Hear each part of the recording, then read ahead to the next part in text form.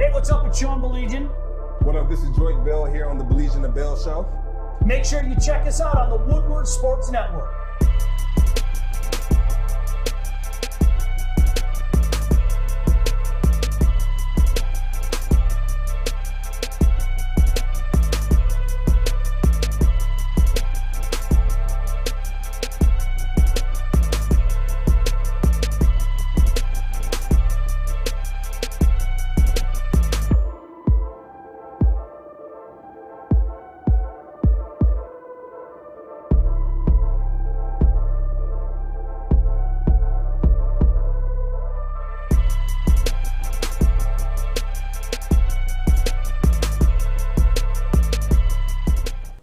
What is up? Glad you could join us Tuesday morning here on Woodward Sports, nearing the end of 2020. He's Joique Bell. I'm Sean Baligian.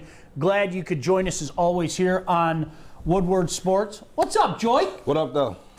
I love that. I love that. What's up? You ready to go? I'm ready to get after it. Yeah? Let's go. Wasn't that awful last night? How much of that game did you watch? It is amazing how bad the New England Patriots are. You know what, man? That was almost, it was. I saw a clip of Belichick on the phone. Yeah. And just infuriated.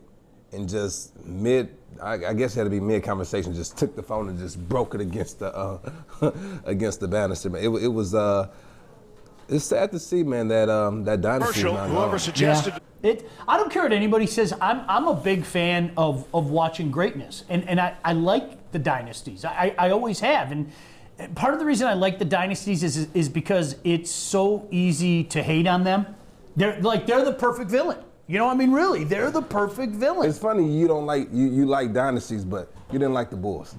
Well, that came at our expense. You know what's the rule? It doesn't affect you until it affects you. Does that you know what I'm saying? I told you. You know what? For me, with the Bulls, I started to give them the begrudging respect. You know what I mean? Yeah. Like it was just like, okay, now I'm just being a hater to be a hater. I have to acknowledge that they're sick and that Michael Jordan is the best player I'll ever see. Mm-hmm. You know what I mean? That's really how it came down. Yeah. But, you know, it is, I think the one thing that hit me last night as I was watching the game is I really don't think that the divorce between Brady and Belichick and Brady and New England was a bad thing, because I think Tom Brady saw the writing on the wall. Like, that hit me last night. If you're Tom Brady, you know what you have on that team. And I don't care what anybody says. Even Tom Brady being as great as he is, you weren't going to help that team win. That's a team with a lot of problems, man. They really are. It's ugly. Yeah. And don't get me wrong, I was happy the Bills pounded on them, right? I mean, he chose a team that he knew he can go on there and make an impact. Yeah. Because I think before he went to Tampa, he looked at all the elements, and it was a great fit for him because they were just that far away from being a winning team. Yep. And he went in there and he changed that this year.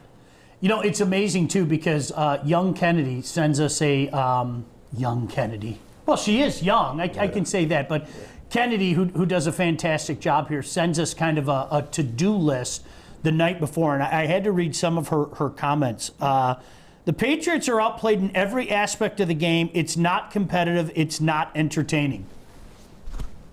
Have a great afternoon. We'll see you guys tomorrow. I mean, really, that summed it up. It's like that's what you saw out of the New England Patriots last night. And it's still so weird because I don't know about you, but I got to the point where it's like, as long as there was air in the Patriots' lungs, they were going to find a way. And Bill Belichick was going to find a way. And, you know, they had that aura about them, man. And it was one of those things where, like, now you're watching them be so bad. And poor Cam Newton. I mean, my man's done. Are we allowed to say that now? And that's something difficult to say. No athlete likes to look at that and right. Go, I'm done. I think Cam needs to have a look in the mirror with himself, most importantly, and just say, this game, it takes a toll on everybody. This game, you know it better than anybody. It's going to get you eventually. Cam's done. You think he's done? Done. Ooh, Sean, you're killing it right now. Done. I don't know about that, but Dude, listen. Have you guys disrespecting my boy? I'm serious. I've been a big Cam Newton fan. I said this before, Joique. So my question is, how old is Cam now? Cam has to be, what, 32? 32, I'm guessing. 32? So what makes him done? Why not make the old? No, he's 31. He's young, man. Yeah, he's young. The beating that he's taken, okay? It almost reminds me of a lot of running backs in this league, as you well know. What makes Frank Gore so great is he's been able to take that pounding year after year after year and keep coming back. How many backs have you seen that have had that shelf life that, what is it, 3.1 years? Is that what it is? For a running back? Yeah. 2.7. 2.7. 2.7, 2.8. How many guys have you seen that? And because Cam has run a lot, because Cam has taken a beating so much, and I'm going to remind, dude is massive. He is a big man. I stood on the field at Ford Field with him standing like right here, and I just looked at him and I went, holy crap. I mean, he's bigger than us. Yeah. Like seriously, he's bigger than either one of us. Well, how big is Cam? About 250? What is he, 6'5", Cam 250? Newton is so Cam Newton is 256 on his weight, crap. and he walks around at 6'5". Yeah. So he covers it very well. Yeah. Yeah. Okay, so not only have all the injuries caught up with him, he can't throw anymore. He can't throw. Joique, you got to defend Cam Newton right here. No, I want you to try to do it. Anybody try to do it. I want to get his point out, because Cam is dynamically can be one of the best quarterbacks in the league. He's not playing well now. He's in a different offense. He's never been in an offense like this before. And so he has to get adjusted. I mean, it's been all year, right? But I don't think this is the offense for him. I don't think he's done. I think it's been a couple years of watching him be a shell of himself. And he's a guy that I have respected for a long time. I voted for him for the Heisman Trophy. Big fan of Cam Newton. I think the guy's shot. I really, 5 of 10 for 34 yards. Yeah, that was bad. In the National Football League. Yeah. In a game where you're trailing and have to throw all game. 5 of 10 for 34 yards. I think the dude's shot. I mean, let's acknowledge his receiving core. Tom Brady left for a reason. Oh, he did. Cam Newton, God bless him. You can give him all the credit you want for running the ball. He can throw. There's a big difference between him and like Lamar Jackson. Cam Newton can step back in the pocket. Lamar Jackson can throw. What are you saying? Not as good as Cam Newton. Yes, he can. Yeah. Yes, he can. Not as good as Cam. It's not even close. Like, stop. That's not fair. It's not even close. Like, Lamar Jackson is he's the league MVP. He's the league MVP. No, 100%. Yeah. Dude was dynamic last year. This year, he's a shell of himself, though. Lamar? Yeah. I mean, he's not playing like he played last year. I won't say he's a shell. What's the record right now? Are they 10-5? 10-5? They might miss the He's a playoffs. shell Think of about himself that. at 10-5? Think about that. What? And this is not his best year. And he's still leading them to 10-5. Come on, Lamar Jackson is a man. I'm not saying Lamar Jackson. No, I'm just saying I'm not ever comparing Lamar to Cam Newton. I mean, I think Lamar is a better quarterback than Cam Newton. I think he's more dynamic. What? I think he's more dynamic.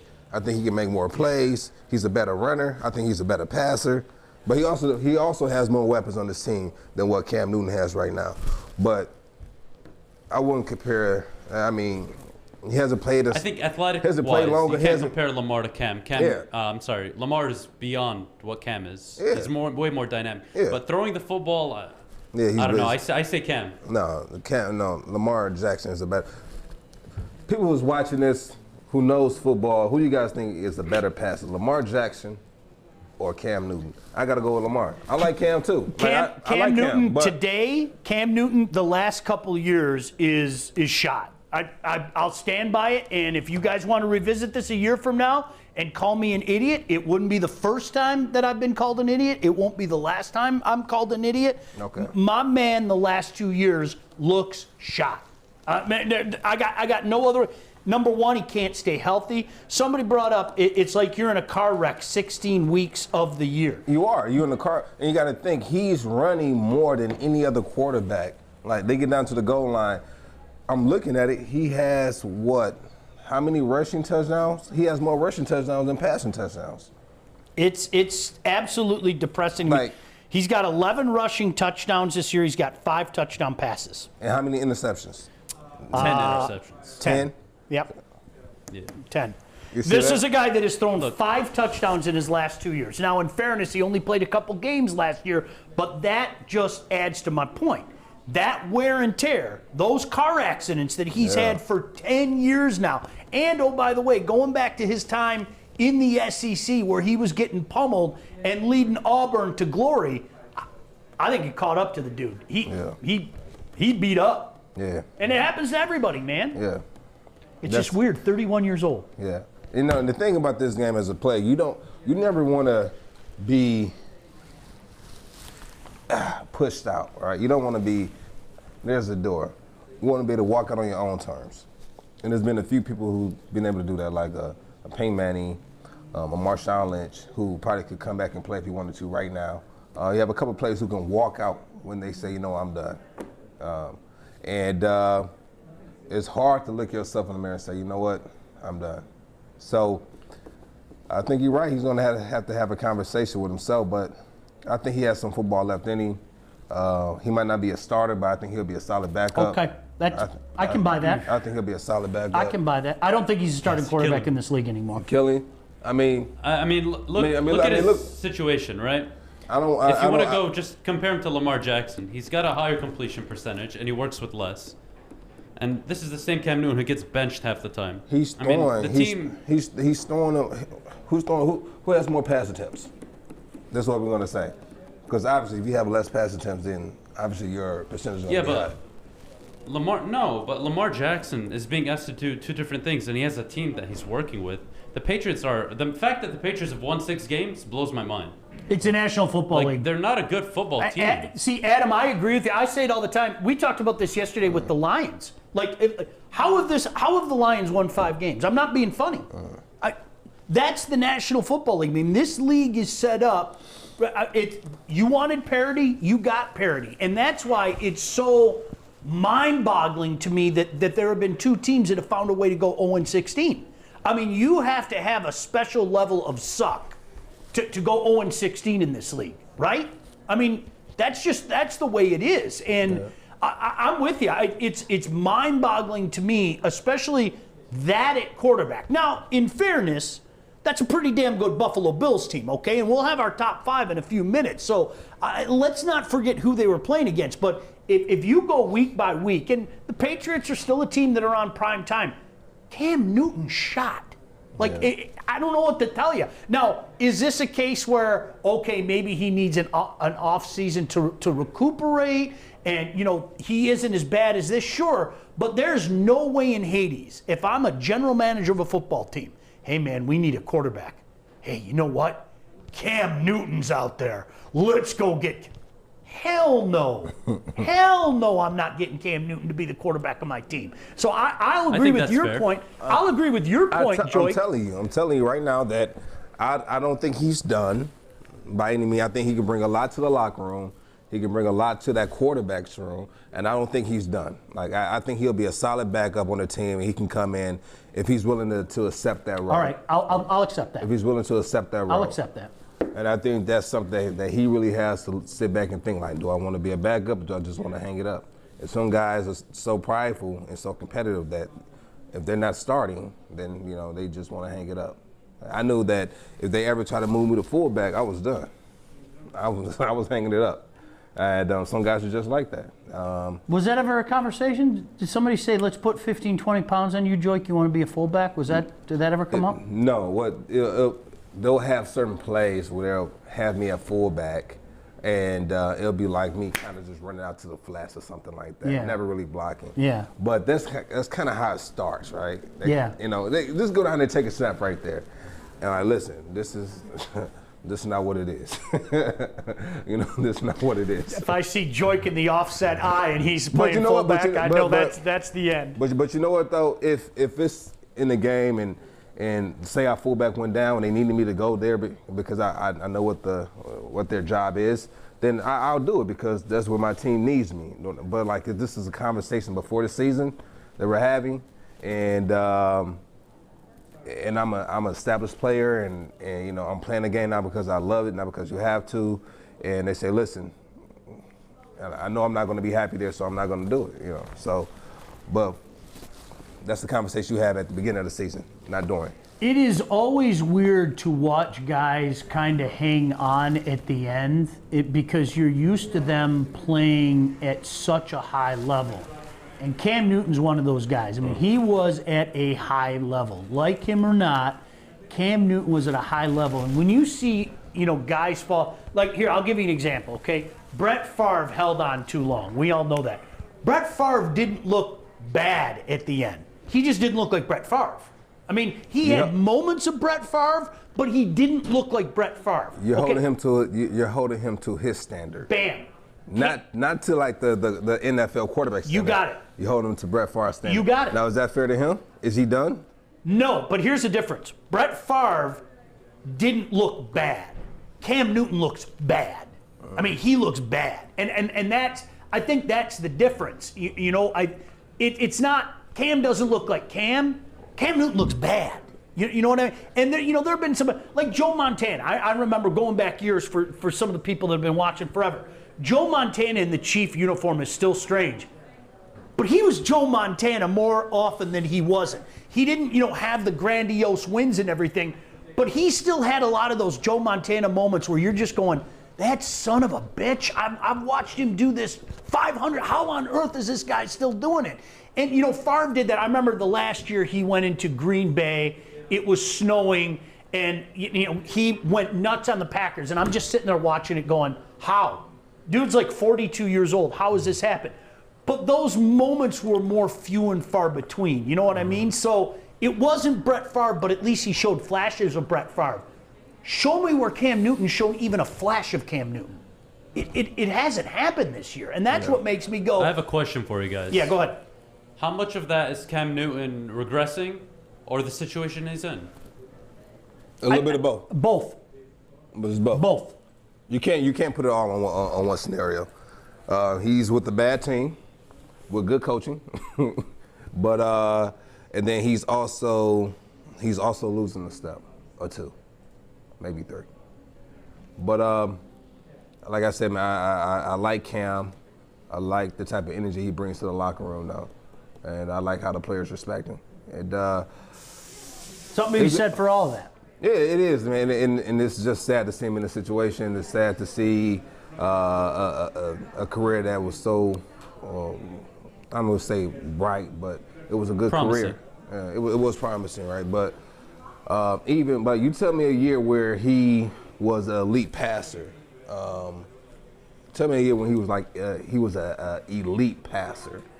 Maybe the year they went to the Super Bowl. No, he had the same numbers as Cap. If not, Cap number was better, and they were talking crap about Cap. Look it up. Cap's a good quarterback. His rookie year, 60% completion percentage. He threw the ball 517 times. How many yards? Threw over 4,000 yards. I told 21 touchdowns. The year he went to the Super Bowl, he had 35 and 10, 35 touchdowns, 10 interceptions, and he ran. Oh, come on, 10 touchdowns. He totaled 45 touchdowns that year. All right, and what did Cap do? Hold on a second. I'll give you. He was MVP that particular year. Yeah, go ahead. What did Cap do in 2015? And honestly, their defense is what got them to the Super Bowl. It wasn't their offense. Yeah, they were. You know what though? What year was give that him again? credit. 15. Cap's he had a big best year though. I'll just go back to back because they were 12-4 and then 8-8. But his best year, he was a 58% completion percentage, 3,200 yards to passing, 21 touchdowns, 8 interceptions. He ran for roughly 300 yards and an additional 7 touchdowns. Well, listen, you brought it up. Let's get it out. I mean, you can't tell me that Colin Kaepernick isn't an NFL quarterback. You can't. No, you can't. Come on. I like Cap. Well, you know what? Regardless of, and I say this to everybody, regardless of your feeling about his social stance, okay, let's stick to football for just 1 second, okay? You cannot tell me that guy. That's not bad, Steve. You can't tell me he's not an NFL quarterback. You can't. You could win games with Colin Kaepernick. If you think otherwise, I don't know what the hell you're watching. I agree with that, Adam. If not a starting quarterback, a backup. Right? Absolutely. There's no reason. A solid backup. Dude went to 2 NFC championship games. Listen, backup. Lion fans, Colin Kaepernick, Chase Daniel, David Blau. Who you got? Just ask yourself that question. Colin. I think it's unfair now because he's been out of the league so long. Yeah. Now it's too late. Now, you said what? For Cap? Like for Cap, I mean he's been out for a while now. I don't know what he could do at this point in time. But if you're talking about the Colin Kaepernick who left the National Football League and was blackballed, there's no doubt in my mind he was blackballed. Okay, let's get that out of the way. Right now, would you rather have that guy or Chase Daniel and David Blau? The answer is Colin Kaepernick. I mean, period, end of story. Now, if you're one of those guys that's pissed off at Colin Kaepernick, I get why you're saying I don't want anything to do with him. I'm asking you from a football standpoint.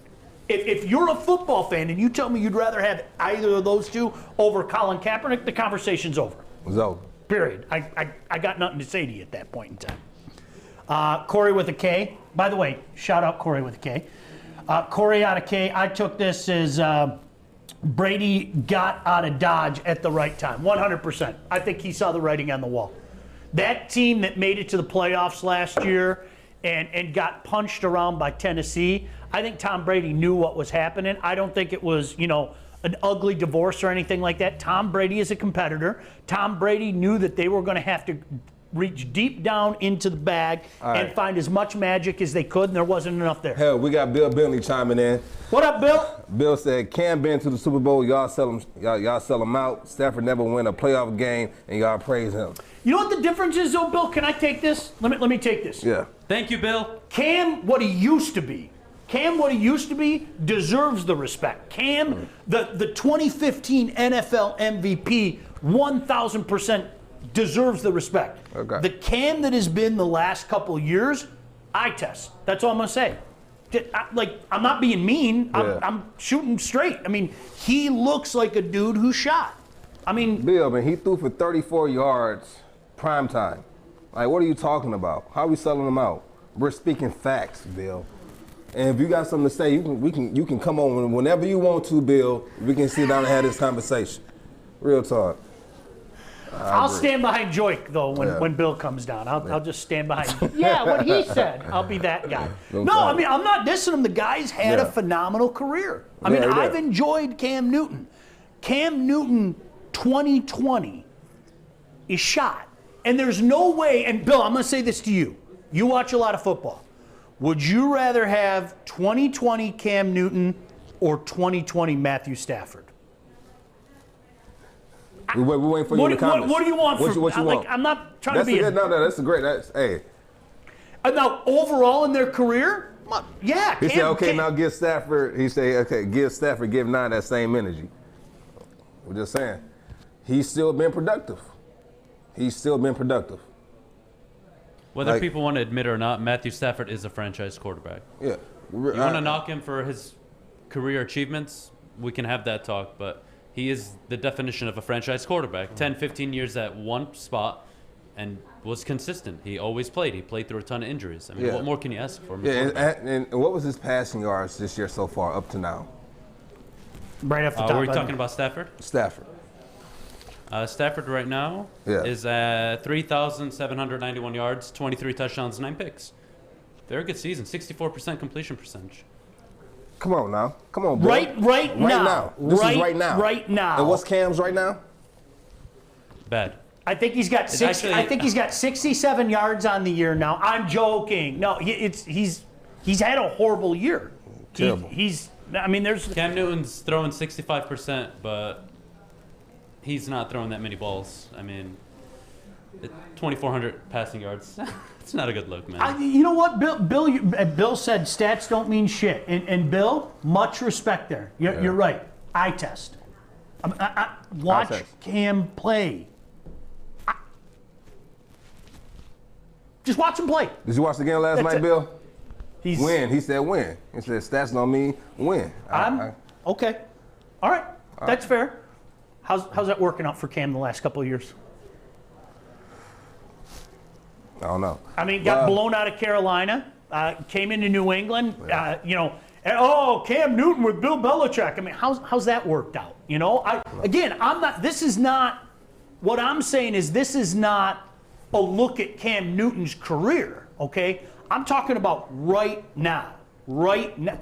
Dude hasn't looked good in a couple years. I mean, He's taken a beating. I feel bad for the dude because by all accounts, he's a stand-up guy, and you gotta call it for what it is, man. Mm-hmm. So are we gonna do wins? Can we talk about all the times Alex Smith put up wins? Is it game manager? Is that what you want? Do you want that game manager, or do you want a guy that's going to go out and make plays? It's a good point. I'm with you. It's all about wins, but that's man, I'm just an saying argument the eye in forever. the sky don't lie. Just so the numbers don't lie. Men lie, women lie, numbers don't. I think that's facts. I think that's fact. That's facts. This is a great conversation, by the way. It is. No, I appreciate this, and sometimes things like this happen. And all right, you guys call me out next year. I'm serious. Yeah. You guys, I don't think Cam is done. Like I said, I don't think Cam is done. I think he's a solid backup. I think if he's not with the Patriots again, I think he'll find his way onto another team. I think he can still bring a lot, whether it's in the locker room. So I think he still has a lot more football love. If you take the screwdriver to it that way, then I'll agree with you. I think his days as a starting quarterback in the league are done. I think he's done. I don't think. And I think him also being a second string or a backup. I'm not gonna say second string. I'm just gonna say backup. Sounds a little bit better.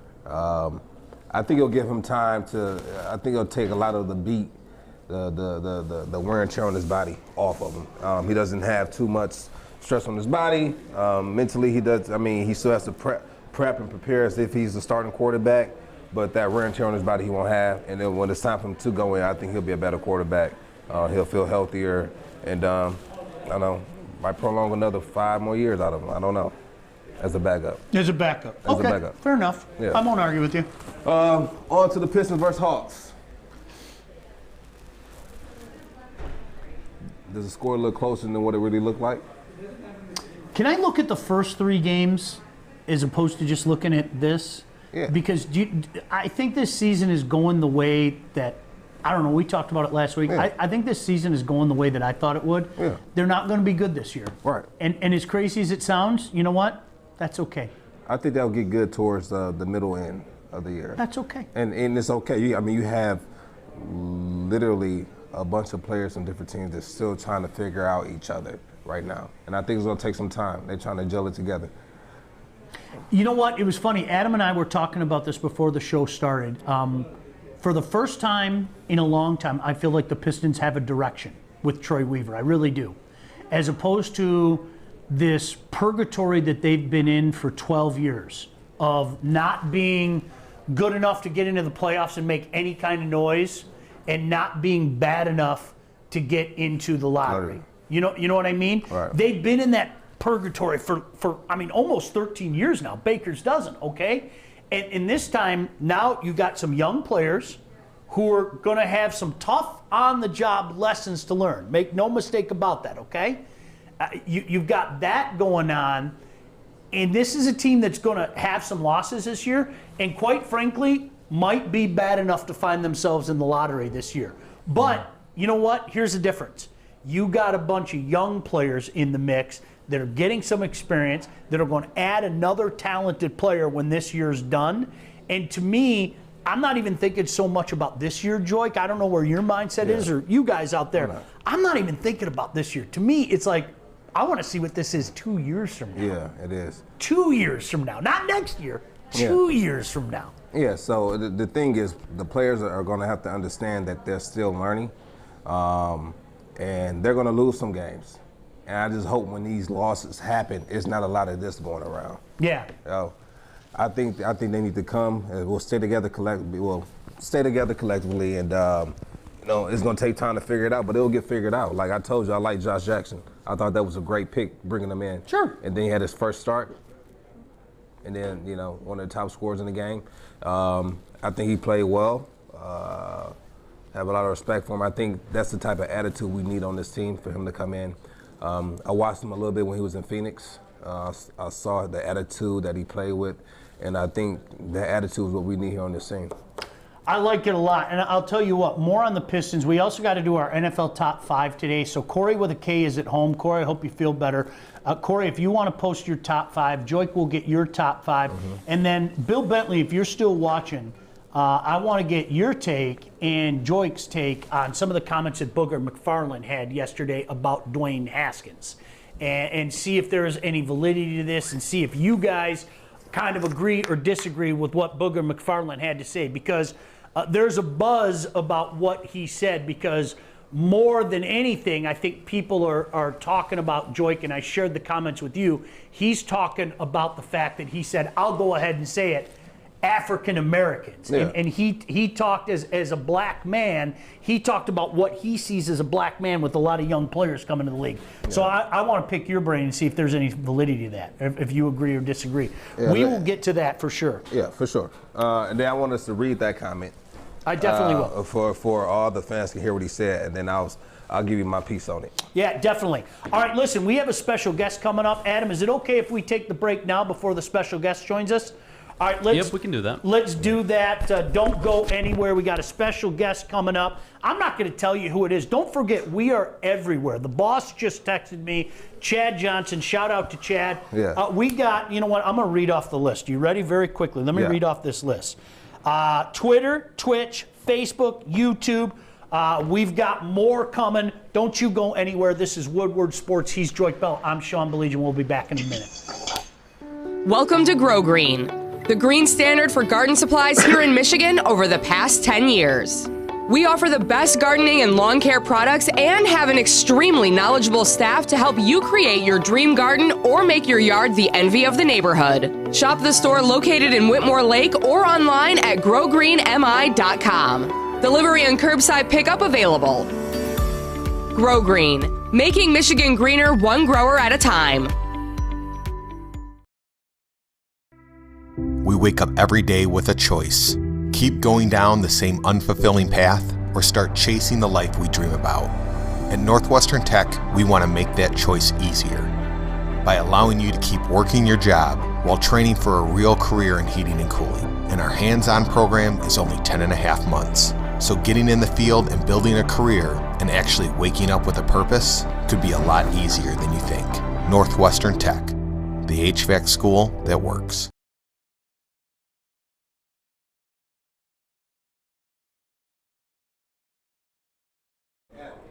What is up? Glad you could join us. It is Woodward Sports. He's Joique Bell. I'm Sean Baligian. And we are joined by a special guest. Spent a lot of time in the National Football League. Knows a lot about the wear and tear that we were talking about. Maybe we can get his take on that. Still doing some positive things out there in the community. Of course, we'll get his take on the Ohio State University as well. I'm really looking forward to that game against Clemson. But guy that played in the league, Seahawks, Lions, let's bring him in. Rob Sims. And first of all, Rob, really appreciate you joining us, man. How are you? Oh, man, thanks for having me, guys. Appreciate it. JB, what's up? My guy, look at living life. Where you at, bro? Tell the world where you at. Yeah, I'm down in Miami visiting my father-in-law, Tony Nathan. He actually played for the Dolphins back in the 70s and 80s. So just down here soaking all up it with the family. About to enjoy some of this Miami sunshine for a minute before get back to work. Look at that. Father-in-law played in the NFL. His father played in the NFL. He played in the NFL. Man, that's a legacy there. 22, right? Tony Nathan was a stud. I remember him with the Fins. Yeah, 22. Yeah, the hook and ladder, number 43 best plays of all time. So, you know, it's crazy. I walk around his house and it's like a shrine to all things Alabama, all things Miami Dolphins. You know, he coached for like 16 years after he was done playing. So, ton of football knowledge, coach work done, Frank Gore, people like that. So it's pretty cool that that's part of our legacy now. And you know, he's part of my family. I'm part of his, and it's been good. Me and my wife be married for 10 years here in July, so it's been a good deal. Congrats. That's major. Mm-hmm. Now, real quick though, I'll talk with Corey. I don't know, did you have the video of that job at best? So real quick, me and Rob, we always have this conversation about. I ask him, who was your favorite running back you ever blocked for? And he will always tell me, "Oh, you a strong number 2." Strong. You a strong number 2. Strong number 2. And so I said, well, who's your number 1? Who's your number 1? And I thought he was going to say Reggie, and he was like, that Joique Best, I blocked for him. I give him that one block, he hit it. I know he's going, nobody's catching him. He said, I made that block for you one time. You got caught about 60-some yards down the field. I was running off the field. I thought you scored. You got caught from behind. I had to run all the way down the field. So real quick, let's show my play first because it's going to be over quick. And then we'll we'll show the Joique run real quick. Hey, take a look real quick, guys. Who was playing our slot position because of Ryan Broyles' injury, came in, did a good job blocking the slot, and actually gets a 2-for-1. Gets the slot and then gets up to the safety, and then Joique is able to run through an arm tackle from a smaller guy. Mike Thomas is down the field getting the block, and you see even Calvin's coming down working hard. Most long runs are a result of blocking downfield. Came around, got that. You know what I like the most about that is Rob just goes, in the league. They will like there's a big piece of brisket in front of him that looks so good. He just goes, whoa. And the Lions take over from the 12 in search of a running game. There goes Joique Best. Merriweather chasing. Not going to get him. Joique Best all the way home. Touchdown, Detroit. The funny part about both of those plays, if you look at my block on the one with Joique, I completely killed that guy. I killed him, pulled around, put him on his back. Joique Best, I didn't even touch anybody, and it was an 80-yard scamper. You know what I mean? So I played with some really good running backs, Sean Alexander, of course, Reggie. Me and Reggie only got really a year to play together, but that's why I can say Joique is my second. I'm sure Joique probably has the most explosive runs out of any running back I played with in my career, but he just couldn't hit that home run like I needed him to. All good. I got a lot of doubles, a lot of triples. We passed the 50. If it's 40 yard, if it's 40 going in, I can keep that top speed for a little bit.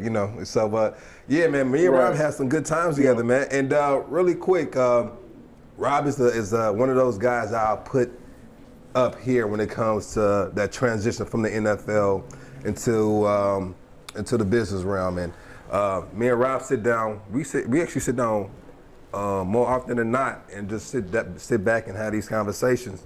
Whether it's about real estate, whether it's about cannabis, he's always available. And he has a group out called Primitive now, correct? A company called Primitive. Yeah. Company called Primitive. Me and Calvin are involved in that. We've been the principal owners of that. We're working on 3 years now. Working on 3 years. Do you want to tap in and let people know kind of what it is and what you guys have coming up in the future? Yeah, we're a vertically integrated cannabis company in Michigan. We have a grow that's been operational here for about a year, looking to go into our second year, and then we've got processing that we're doing at that facility, and also we are, we're really close to open up our first retail operation out there in Niles on the west side of the state. And we've got some other things that'll come online in 2021. So, really excited about the team we've been able to build, the culture we've been able to build. And now we're just in a good position of kind of, reaping some of the benefits of our hard work. We've got some things that are going to come on in 2021 there to put us on the map. And, we're excited about the future.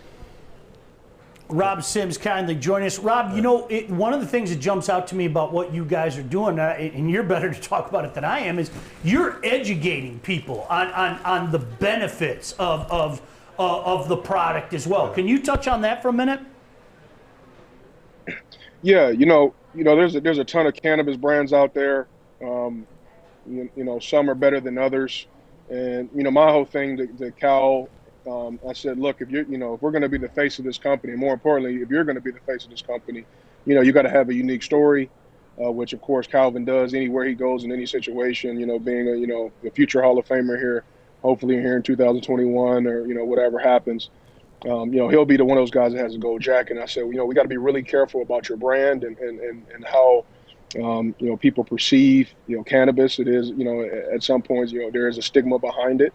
And so we just really focus on like those real stories, that we have, us using cannabis after our playing days, my wife using cannabis for medicine, and really trying to, people have tried to vilify it. We've trying to change the stigma.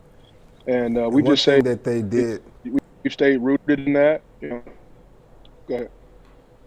No. One thing that you guys did that I really respected was you guys they actually donated money. Was that to Stanford or Harvard? Harvard. Yeah. Yeah. I think Harvard they Medical donated. School, they donated a couple $100,000 for the study of the cannabis plant to show to get more studies on the benefits of the health benefits of it. So they're really putting their checkbook where their mouth is, and they're really passionate about it, like I am, and like hopefully like we're gonna do some work together soon.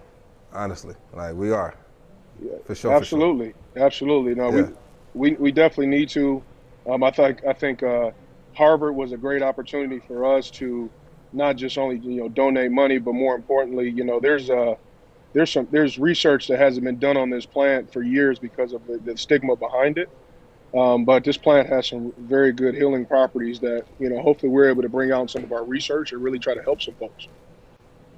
It's funny. I want you to touch on the stigma because, I mean, the stigma is real. I mean, for whatever reason. And I think especially now, to me, I know so many people, whether it be, the horrors of cancer, whether it be MS, that they have been able to get some medicinal relief. And to me, I look at it and it's like, if this is helping somebody feel better, if this is giving a better way of life for a lot of people out there, then what the hell is the hang up? Why are we talking about this stigma? No, absolutely. You got so much neurocognitive disease, whether it be MS or Alzheimer's or dementia, CTE, that's going to plague, people like myself and Joique and Calvin. And, instead of kind of waiting around for, somebody to come up with some treatment or some cure, we just figured, hey, we're in a position we can kind of take the ball and run with it, so to speak, no pun intended, Joique. But, we just wanted to get with some people that had some knowledge.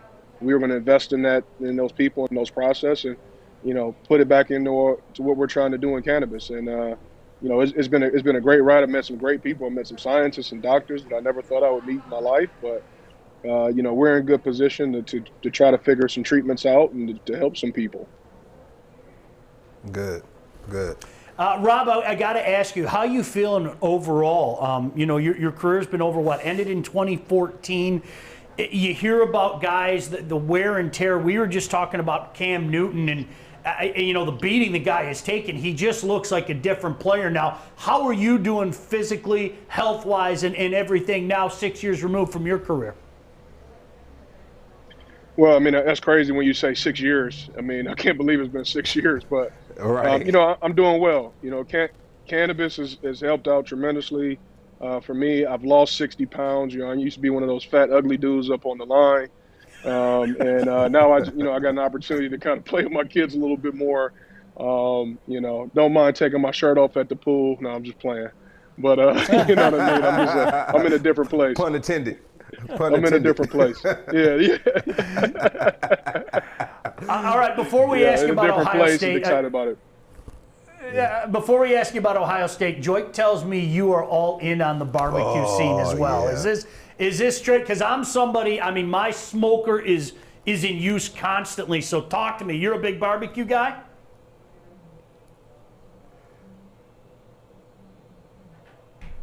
Once I get some of these businesses to a place where I don't have to be there every day, I'm back to culinary school because I just have a passion for it. And my Big Green Egg is my home smoker. Right now, my father-in-law's, I got another smoker I bought for down here. And then when they see me coming, they just want me to put some on the grill. So I got a prime rib I'm getting ready to smoke for New Year's. So we've been, we were hanging out on the beach a little bit with my family, and I cooked every meal for them. So it's my love language to my family, something I really enjoy doing. And, I'll put my food up against anybody's. Hey, baby, I love it. You know what though? If you chime into our show, just about every show he talks about his smoker.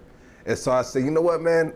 let me bring Rob on the show so you guys can kind of chirp back and forth because I watched his stories on Instagram, and it makes me want to hop the fence back over to the other side sometimes.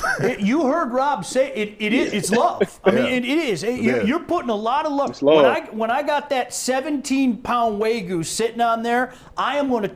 That's my baby. That's my pride and joy. I'm serving that to my friends and family.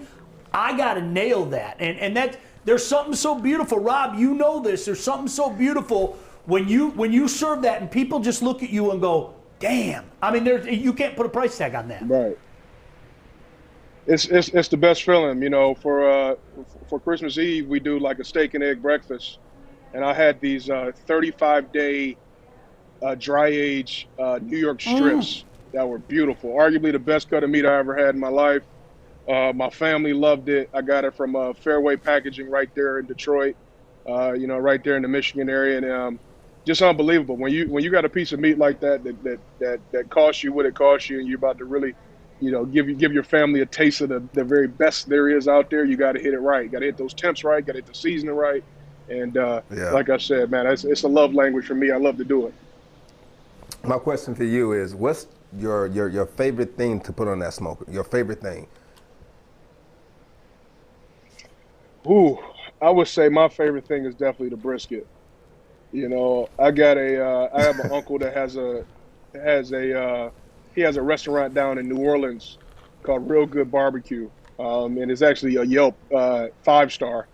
Him and my dad are who I kind of learned to do barbecue from, and you know, nothing like a Wagyu brisket from Snake River Farms, throwing it on that smoker.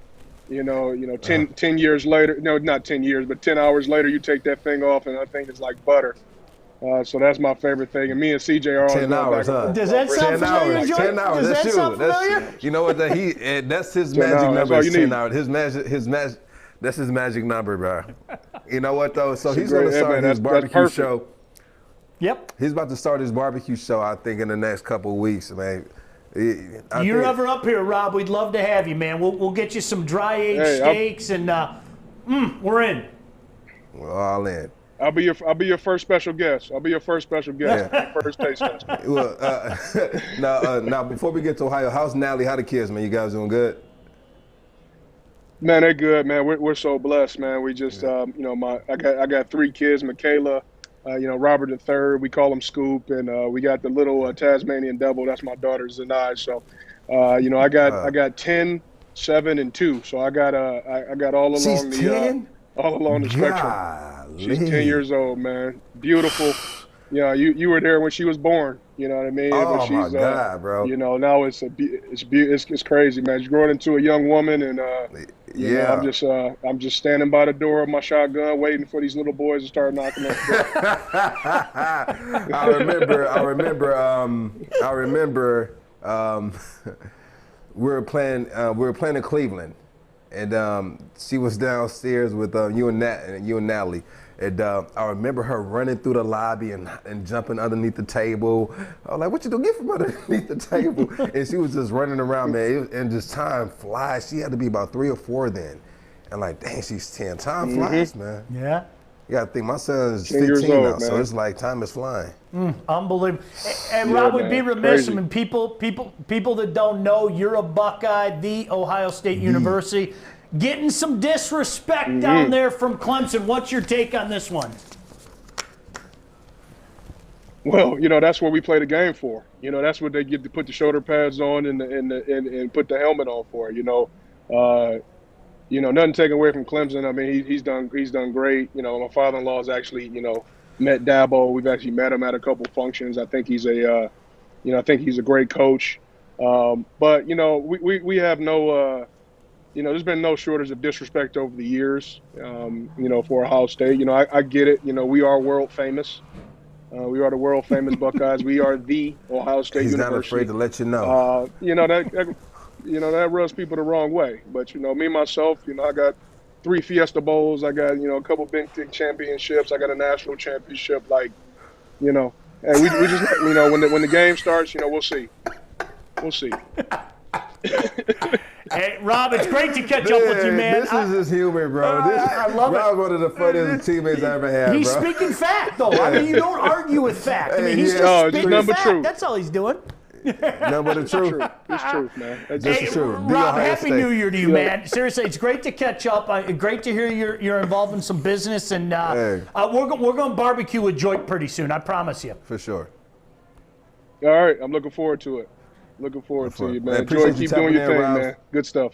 I appreciate it. Thanks, hey, Rob. Rob Sims, everybody. The man, the myth, the legend himself. Thank you, Rob. Happy Appreciate New you, Year bro. to you, All right. bro. We'll see you. That was great. Oh, what a great conversation. Yeah, great, man. Good people, man. He is a great chatter. I mean, he was like that, like trust me, Joique, there are guys as a quote-unquote member of the media, there are guys if you want to go get a good quote, if you want to have a good chat, you matriculate your way over to his locker room. There are some other guys that maybe, I don't know if I want to go over to that. You knew you'd get something good from Rob. Always. That was isn't that funny how many things he hit on that you and I talked about? You know what else he talked about? My buddies are going crazy. He brought up Snake River Farms. Like, I don't know how many of the barbecue shows you watch. All we do is talk about Snake River Farms. Like so when he mentioned Snake River, you can see my buddy immediately goes, Snake River! Bam! That's what I'm talking about. Brisket love. Yeah, so that's outstanding. He also said something, and Mike and Dave the Butcher, if you guys are watching, the best steak I've ever had, and no exaggeration, was a 45-day dry age that my 35. boy got from me. His was 35. Mine was 45. Yours 45? Mine was 40. It was the best steak it was like one of those, you took a bite and you were like, oh my gosh. I wish I could explain it to you. It was just this explosion of meat butter in your mouth. It was just beautiful. But I told those guys when I ate it, I go, best steak I've ever had. Seriously. I'm gonna ask you guys a question real quick, and Adam, you can chime in on this too. What's the best steakhouse you've been to? Do you like a Morton's? Do you like Ocean Prime? Do you like? I was a big Ruth's Chris guy back in the day. You like Ruth's Chris? Yeah, I was now I hate to say it, I've kind of gotten snobby. If I'm gonna do a steak, I want to do it because I know how I want it. Does that make sense? That's not snobby. You know what? I've never liked any major chain steakhouse. Ruth Chris, Morton's, like any big chain. Like I like to go down to like it's a place in New Orleans I would go to. I think it was called Mr. John's or Mr. J's. It was right in the French Quarter. Delicious. And then in Detroit, I like Prime and Proper. Okay. Prime and Proper. That's my spot. I think London Chop House, downtown Detroit, have decent, but if I had to choose between the two, I'm gonna go to Prime and Proper. Bill Bentley agrees with me, Ruth's Chris. Ruth's Chris. That was, Yeah, you know what, I remember, sometimes it kind of sticks out to you, when you have a really good steak and you remember it. Like, I know I had one at the Ruth's Chris in Montreal that was just like it almost knocked me over. It was that good. Right. And then I was down, believe it or not, Don Shula's, like down in the Miami area. Yeah. I don't know what it was. Like, I even told the cook, I was like, dude, I don't know what you did to that steak, but bravo. Because it's, sometimes you get that where it's just like, oh, okay, I gotta go show this man respect for what he did for me. Thank you. You know, I'm paying for it, but that was tremendous. So I've had one steak that blew me off my feet. I was in Hawaii. I was in Oahu, and I think it was Waikiki Beach. I think that's what it is. I could be wrong. But it was right there on the strip, and I went to a restaurant called, I think it was called Lemire. It was inside of a hotel.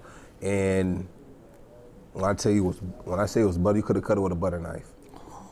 Nothing better. And so I took my first bite thinking like it's just gonna taste like a regular steak, and I was blown away. It was to a point to where I was mad I didn't go there my first night there because I went on my last night there, and I couldn't go back the next day because they didn't open up to 5, and my flight was leaving out that morning. I almost pushed my flight back just to go back to grab something to bring back with me. Good stuff. You know what? A lot of people chimed in on this.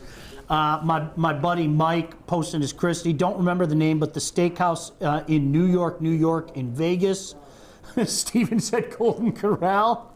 Corey with a K said Big Rock Chop House in Birmingham makes a damn good steak. Never been there. I've heard good things about it. I've never been there. Jenna says that Mr. John's is the steak. Mr. John's Steakhouse is in no. So Mr. John's. Is that the one you're talking about? Yeah, Mr. John's. So we'll have. So when you're in the NFL and you're in a group, depending on how close your group is, every week you'll have a dinner, right? And every week you have a dinner or some type of function, one player will front the whole thing. And so. I think I was with Pierre Thomas, and Pierre Thomas took all the guys out to Mr. John's, and we all got steaks. We all got steaks, and it was delicious, right? And so when I after that particular time going, that was like my steakhouse I kept going to because I hadn't had a steakhouse I haven't had a steak like that at a steakhouse ever, right? And so. But New Orleans has a lot of places that has really great food. Now, they might be in a shack and you don't, looking on the outside looking in, like, no, there's no way they have good food in there. But the places that look like that are usually the places that has the best food, period. The best food. And so my year, my 1 year of living there, being there, I've been to a lot of places and I was eating good in New Orleans. Probably the best place for food I've played in, like as far as just food. You just said something. You know why I got so happy? Have you ever been to Memphis? Yeah. Okay, so you got Beale Street, right? Properties in Memphis. Yeah. Okay. All right. So Beale Street. Everybody knows about Beale Street, and there are these beautiful restaurants up and down Beale Street. BB King's Barbecue. They got all these places. Right. And you go around the block, okay? And you got like Mama Joique's, a barbecue joint that's as big as this room. I will walk into that place 11 times out of 10. The place where you got, a family like Jeremy Langford, Rob Sims, Dave the Butcher. They're just making those home cooked meals, not on the line. They're just doing it one at a time. I'll go to that place every time. You take the 5-star, have a great time at the 5-star. I'll go to the dump around the block, and I guarantee you the food's better. So to hear you say that's music. I've always found that I love Memphis. If you're a food fan, go to Memphis. They have everything there. Everything. Memphis has like a famous barbecue spot there. I forgot the name of it, but it's like the famous one. And when people go, they always tell you to go there and grab like their brisket or their pulled pork sandwiches. Or some of the best sandwiches in the city or in the country, as they would say it. But I've been there a couple of times. Great food. It's Central Barbecue, right? Is that what it's called? I think it's called Central. It might be called Central Barbecue. I was staying downtown. I was in town on a business trip, and I was trying to look up different restaurants. So I think I went to like my Twitter or my Instagram and like, what's the good spot here to eat? And everybody came back this particular spot. Yeah. Yeah. I'm like, okay, let me look it up. Steven said it. Central Barbecue in Memphis. A lot of love for St. Elmo's in Indy. I've heard all about it, especially like all the people that go to the NFL Combine. Everybody talks about St. Elmo's in Indy. I haven't been there yet. You haven't? No. You know what, by the way, one quick one before we move on. Dan Miller, the voice of the Lions, Fox 2. We live in the same neck of the woods. Underrated, Joique, is Fleming's. Very underrated. There's a Fleming's out near me. Yeah, it is. Very underrated steakhouse. Very underrated. No doubt about that. Hey, listen, Adam, you want me to take care of this business right now? Whatever works for you, buddy. Okay, cool. Hey, don't forget, upgrade your life today by subscribing to SirsReserve.com. That's SIRS Reserve.com. Sirs Reserve will deliver new, novel, and practical items monthly.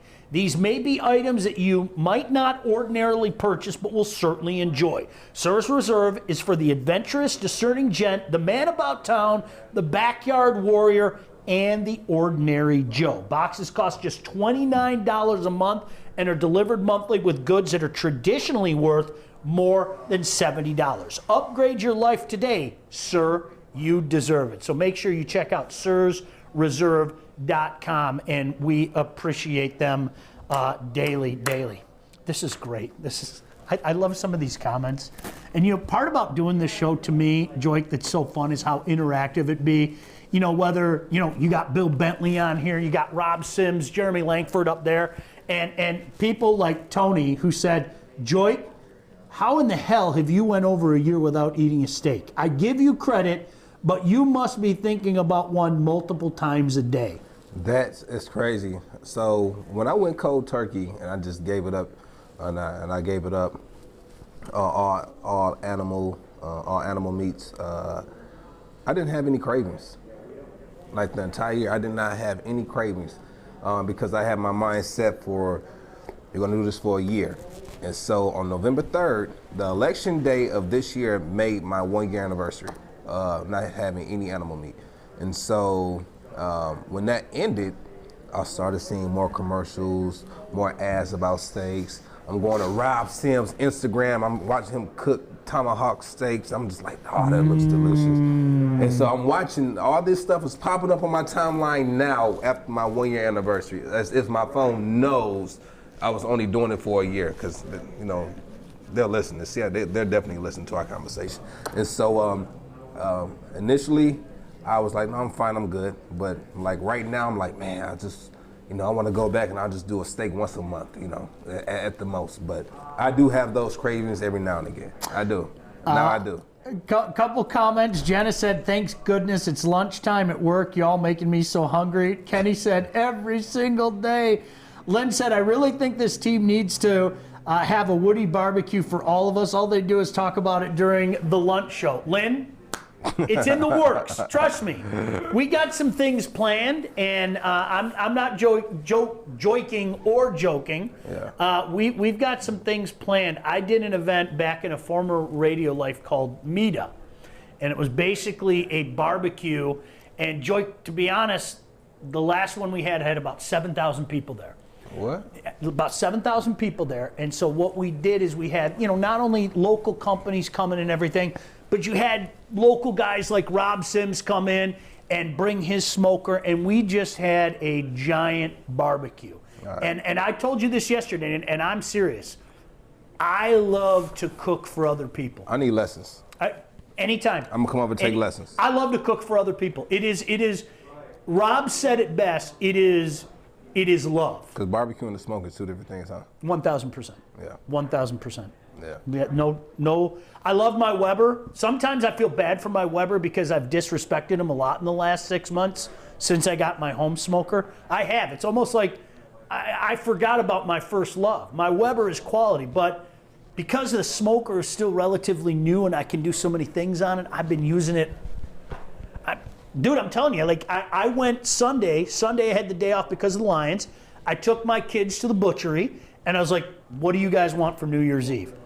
And my son was like, let's do ribs, and I got some beef short ribs for myself, and that's what we're doing New Year's Eve.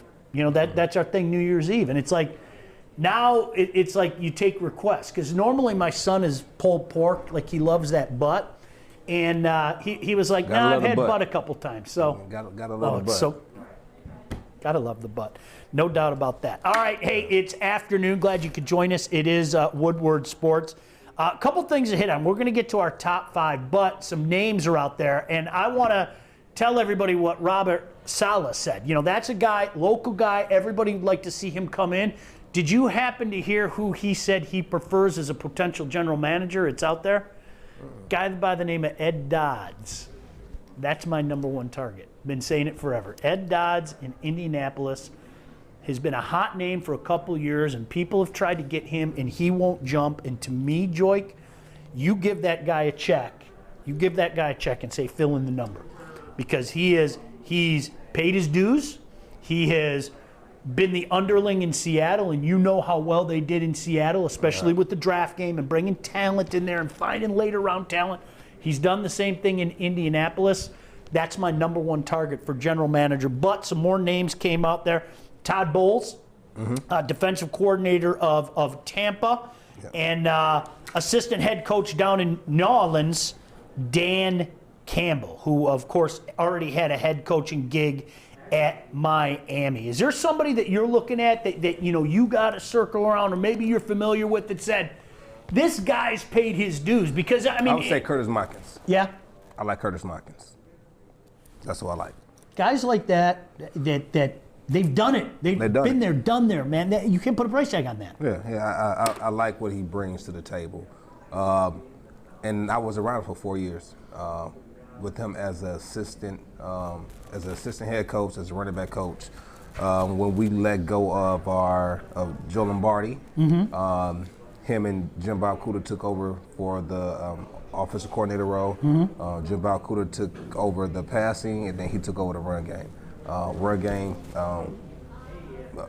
And that was healthier too. So our run game percentage went up higher. He was offensive coordinator with the on different teams around the NFL. And I like what he brings. He has a respect from the players. Great. He can demand. He takes command of the room. People respect him, and his name is well known around the NFL. So I like it. You guys are more. What's the best way I could say this? You players are more cognizant of guys that have paid their dues and have done the little things than the media are. So, like, to me, I always like to listen to guys like you or Bill Bentley or Rob Sims about guys that maybe aren't on the radar, because for whatever reason, this guy or that guy will get on the radar. I'll give you the example of Ed Dodds again. I'm hearing all these names, and I'm like, why isn't Ed Dodds' name being mentioned? This is a guy that, has done some things. So are you surprised that more people don't talk to you guys? Or does management ever come and talk to you guys? Because you guys know the guys that are going through the routine. You talk as far as the players like that's on the team? Yeah, or even some former players, No? No, they don't. No, they Why might. not? For them, it might be that it's not our job. So we already have a lot on our plate, so why, add more to it? To me, who knows better? I'm being sincere. Who knows better than you guys? I would sit here and tell you this, right? The guys that they speak to, if they were to, will be a guy on the level of a Peyton Manning or Tom Brady or Aaron Rodgers, like guys like that, when he was playing like a Ray Lewis, those type of caliber guys that has been a part of the team and they paid their dues, and they want to know what type of supporting cast you're bringing around to support them. If he was still playing like Calvin Johnson, these are the type of moves you would make. You want to bring in a head coach. How do you feel about these guys? Sometimes they care, sometimes they don't. Sometimes they just put a guy in that they feel the players can relate to, or a guy that they like and they like their philosophy. Because some owners will tell you, we don't know anything about running a football team, but we're going to get the people in that know how. Yeah. Right. And so that's basically what the Lions are doing. They're looking at all their options. They're bringing in people who have played like a Spillman, and they're taking advice from talent. And so talent knows talent, right? Like they have a saying in the hood: real recognize real. So talent recognizes talent, and so they need to bring in more players that has that business mindset that can help them go out and bring a guy in. And then it's the fine line between having too many guys and having too many opinions, right? I think what they're doing is the right way to go about it. They're bringing in some business, some like-minded minds into the organization that can help them move forward. There's going to be a lot of people coming in, a lot of people coming out until we can figure out who we're going to get in here, because we have a lot of options, and I think we need to go through every single option before we make a decision. This is by any shape or form, going to be any old-fashioned nepotism, basically bringing in people just off, this is who we know. It needs to be people that can get the job done, because here in Detroit, we're hungry for wins. We're hungry for playoff wins, and we're hungry for a Super Bowl. Honestly, I'm not even, people talk about a Super Bowl win. Playoff win. I don't care. I care about playoff wins, but I want a Super Bowl. Amen. Right? I don't want to win, one playoff game, like, oh, we're happy now. Like, that's not That's not what it is for me. I don't care about winning one playoff game. I told you that's what won me over with Bob Quinn. Yeah. I openly admit it, and we'll get to that more so in a second. Yeah. Bob spoke to my heart because I got tired of 9-7. Yeah. I got tired even of, here it comes, Joique, 11-5 was great. 11-5 and getting to the playoffs was great. It's one of the best Lion seasons we've seen in our lifetime. But if you ask all 53 guys in that locker room, they're going to say the exact same thing that you said. Yeah, great. We had a great team. We didn't do anything. We lost to the Dallas Cowboys. It's about winning. And that's, to me, I think we as Lion fans have been punched so many times in our life that you kind of go, well, 9-7 is better than 4-12. Well, that might be true. Don't you want more than that? And I think that's part of the issue in this town. I really do. Yeah. We've been beaten down so much. I got to read this. This is funny. Steve taking a little shot. He said, some parents take their kids to the toy store, the game store, electronics. Sean takes his kids to the butcher. Yes, absolutely. That was our day out. I want to get to your point you brought up about Chris Spielman, because I want to reiterate. I think bringing Chris Spielman back into the fold was outstanding, okay? A guy that's been there, done that, well respected around the league, okay? Can I make an addition to that? Chris Spielman has also been out of the league for 20 years, okay? So I don't know how many guys are still in the cycle that Chris Spielman had a day-to-day observation for or had a chance to play for or anything. I'm surprised that there aren't more calls made from Chris Spielman or Rod Wood to guys like you, where your career is right here. It's not too far in the rearview mirror.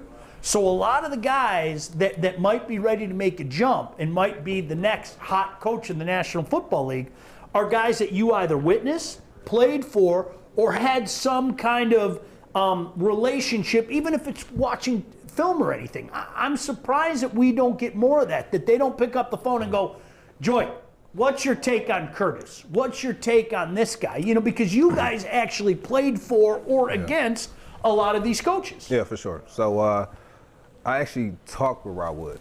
Hi, Rod. I actually talked to Rod Wood, gave him a call. He was busy, but called me right back. Probably, a couple hours later, called me right back. And we spoke briefly on some of the guys that they had coming in, some of the guys that I think he should really take a look at. And just so happened, the guys that I mentioned were guys that he already had on his radar that they were going to be evaluating. And so I think they do take what we say, or they do take our opinions and our advice. They don't take it lightly. I think they take it into consideration moving forward, and then we see what happens in the future. I don't know if I get another phone call. Well, we're bringing them in.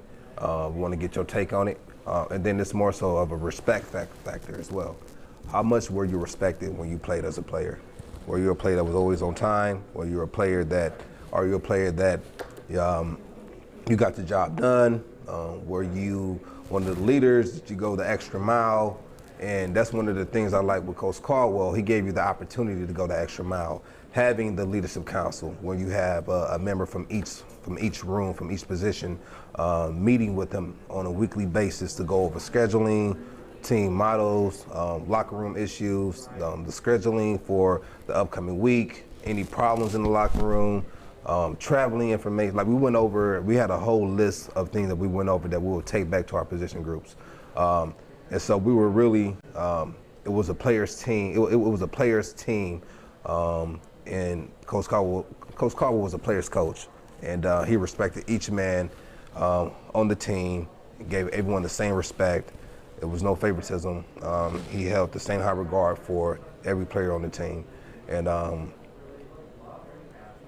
those are the type of coaches you want to bring in, where players can respect you. Where coaches can respect you and the players respect them. And that's why we were able to go 11-5 with Coach Caldwell. Was it across the board with Coach Caldwell? Was that your experience where all 53 were just like, that's my coach?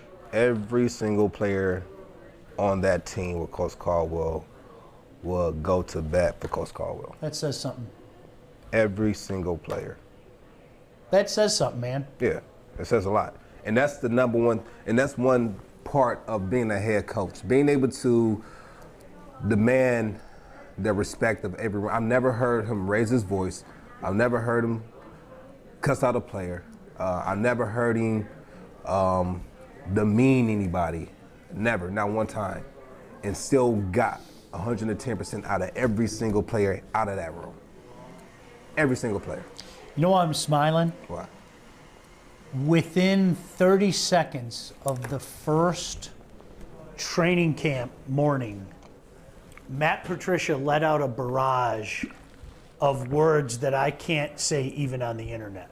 It was, I mean, you want to talk about going from what was, and I almost feel like that was his way of saying there's a new sheriff in town. I mean, Joique, it was, and I don't know if you talked to your boys about this, maybe you already know this story.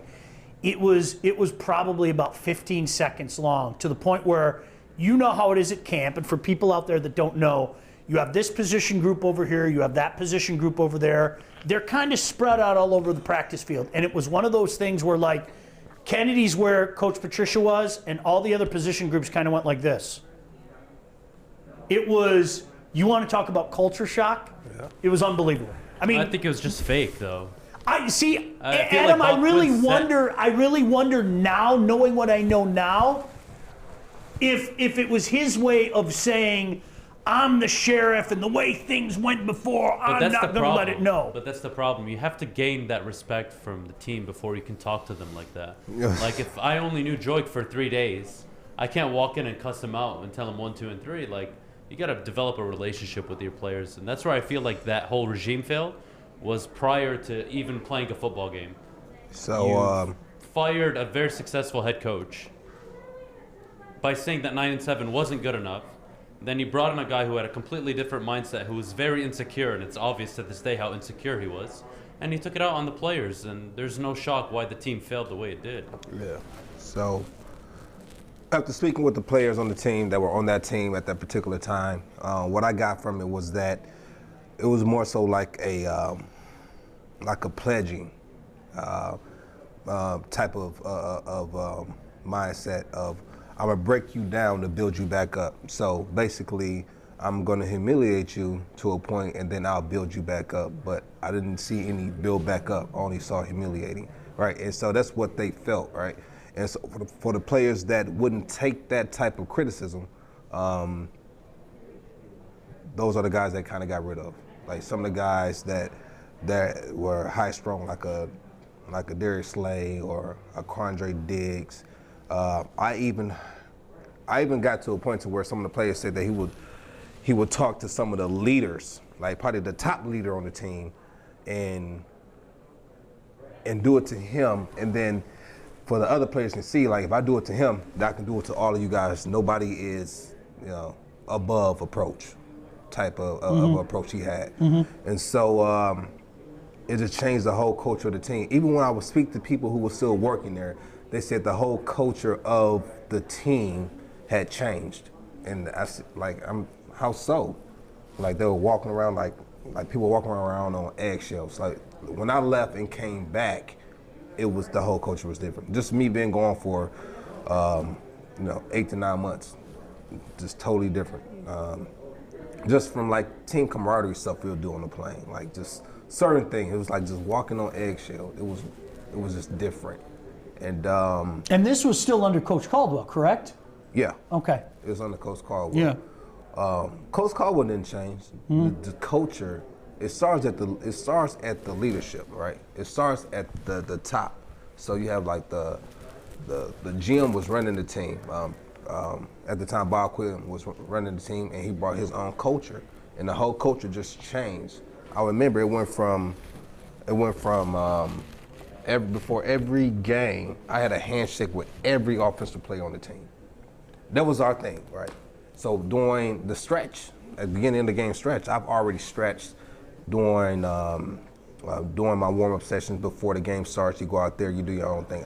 I go out and I do that.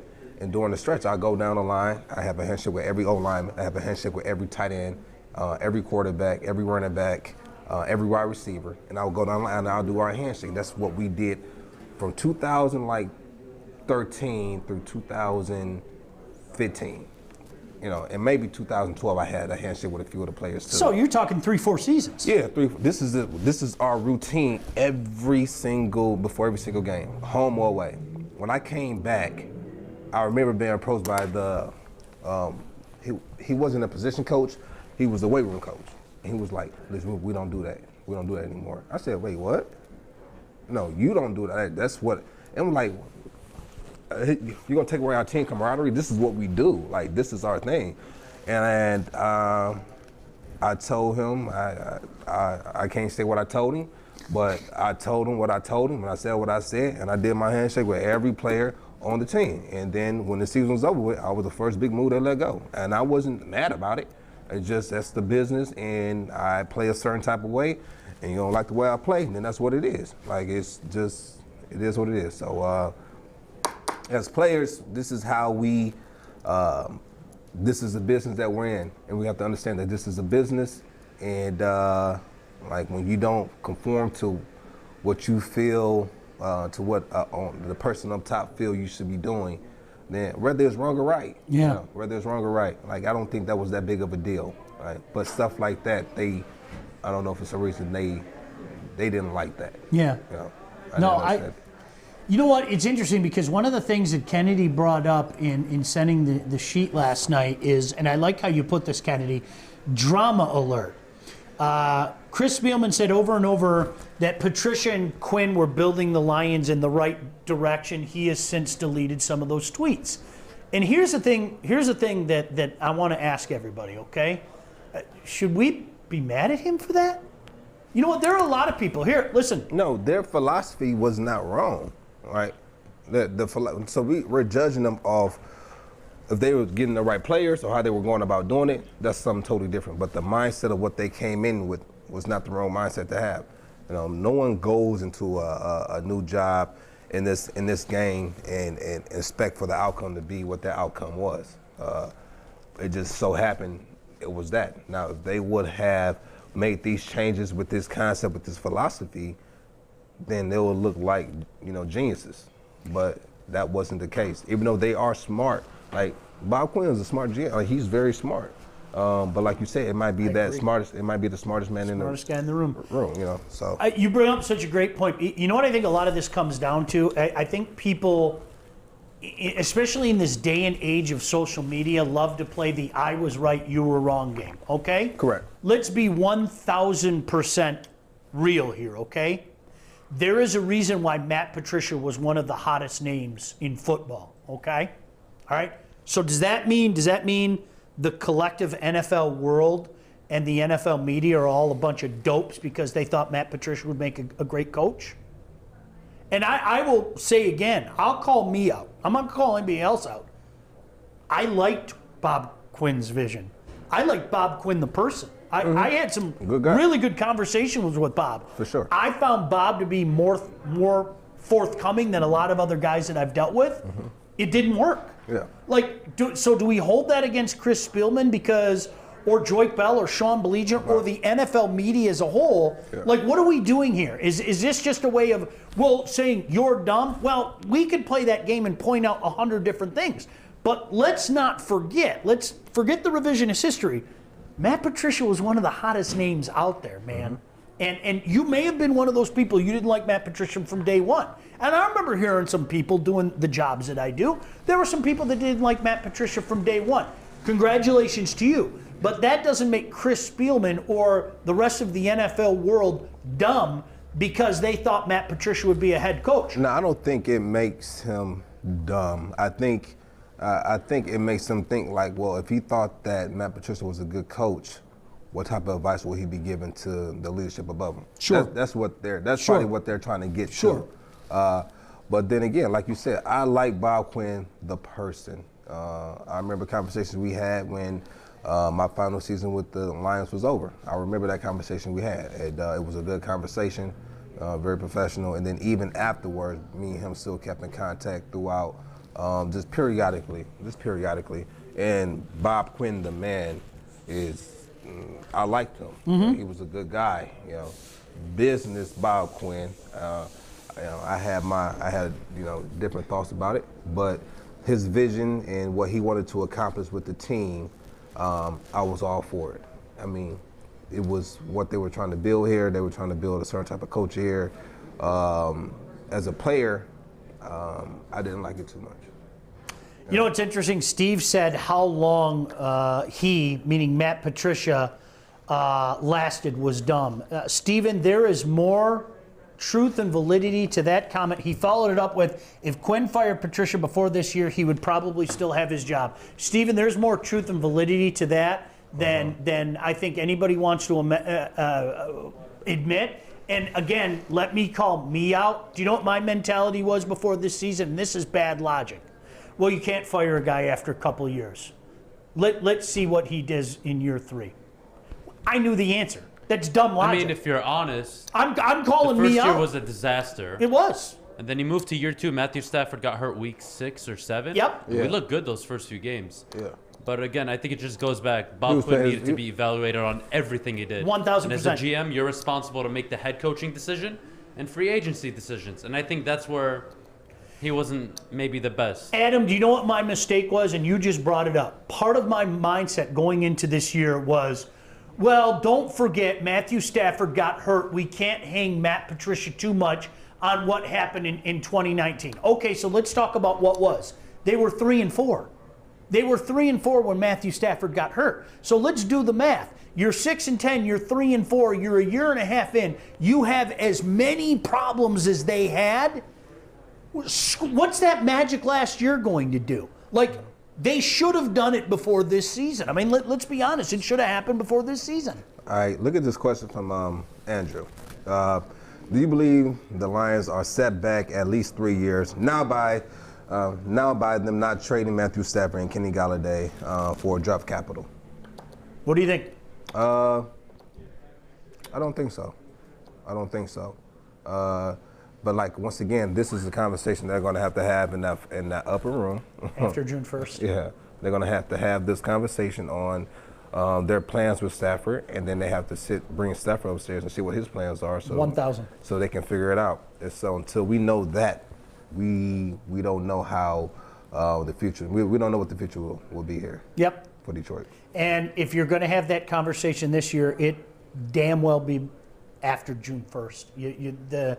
There's go look at the way contracts are configured, and what it's going to cost you, what the cap hit is going to be. This is going to be a monstrous cap hit, even if you decide to get rid of Matthew Stafford after June 1st. Mm-hmm. If the parties come together and Matthew says it might be best for me to continue my career elsewhere, and that's 100% speculation. I'm not speaking for Matthew Stafford there, okay? I want to make that perfectly clear. But if they get to that point where they say, look, Matthew, we're in a rebuild. Do you want to be here? Do you not want to be here? And they mutually decide to leave. It is going to be a massive hit regardless for 2021. Massive hit to the Lions. Yeah. Somebody says, keep Stafford, get a defense through the draft and free agency, and get Urban Meyer. That's what they said. Urban Meyer's not coaching. Yeah. No. I don't think that's going to be. If they're going to do that, they have to draft and they have to get a quarterback in the draft that they can bring in that can be molded by Stafford.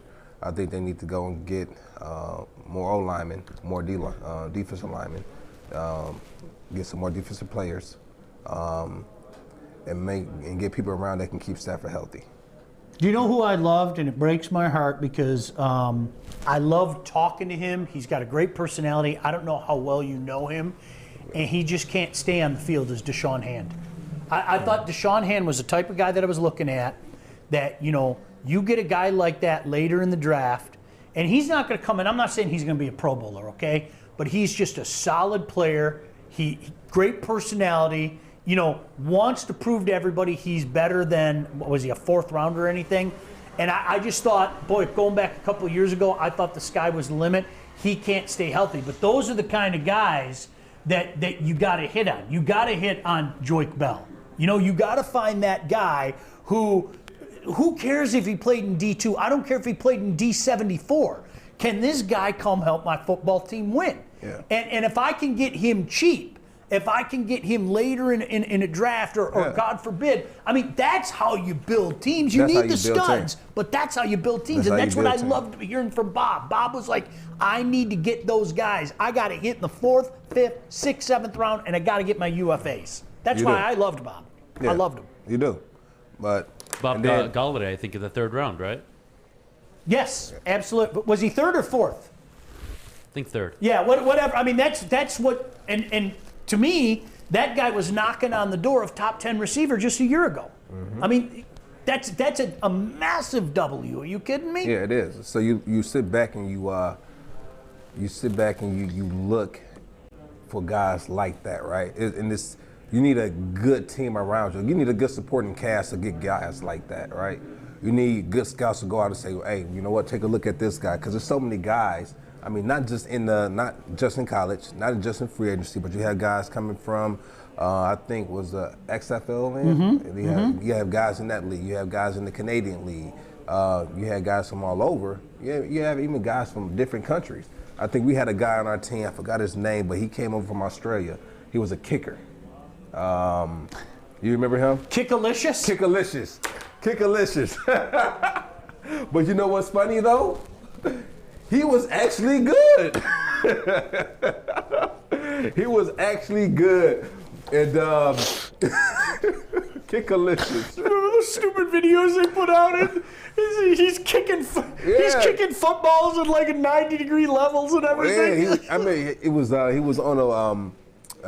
on a water, and a boat was coming across this way, and he kicked the boat. Like, he kicked the ball. Do you remember that? And yeah, all that. Kickalicious. I remember that. And but he was actually good. I think he was like 100% in preseason. I think he might have had 150 yarder or high 40-something yarder. And he was actually pretty good. It's just the team didn't keep him because they didn't know he didn't have a long enough track record. Sure. And with that type of pressure in a game, right? Yeah. But he actually did really good. So it's guys like that are out there, right? Yeah. And we even had the guy who came over from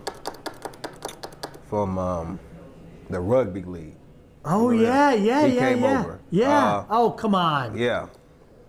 He actually came to the Lions. Yeah, he actually came into the running back room. We met him, said what's up, and we chopped it up for a quick second. He's a tough dude. Yeah. He's a tough dude. Yeah. I think he might have came over. I think he might have played for, the 49ers for a little bit, but it didn't pan out. It's just a different type of game.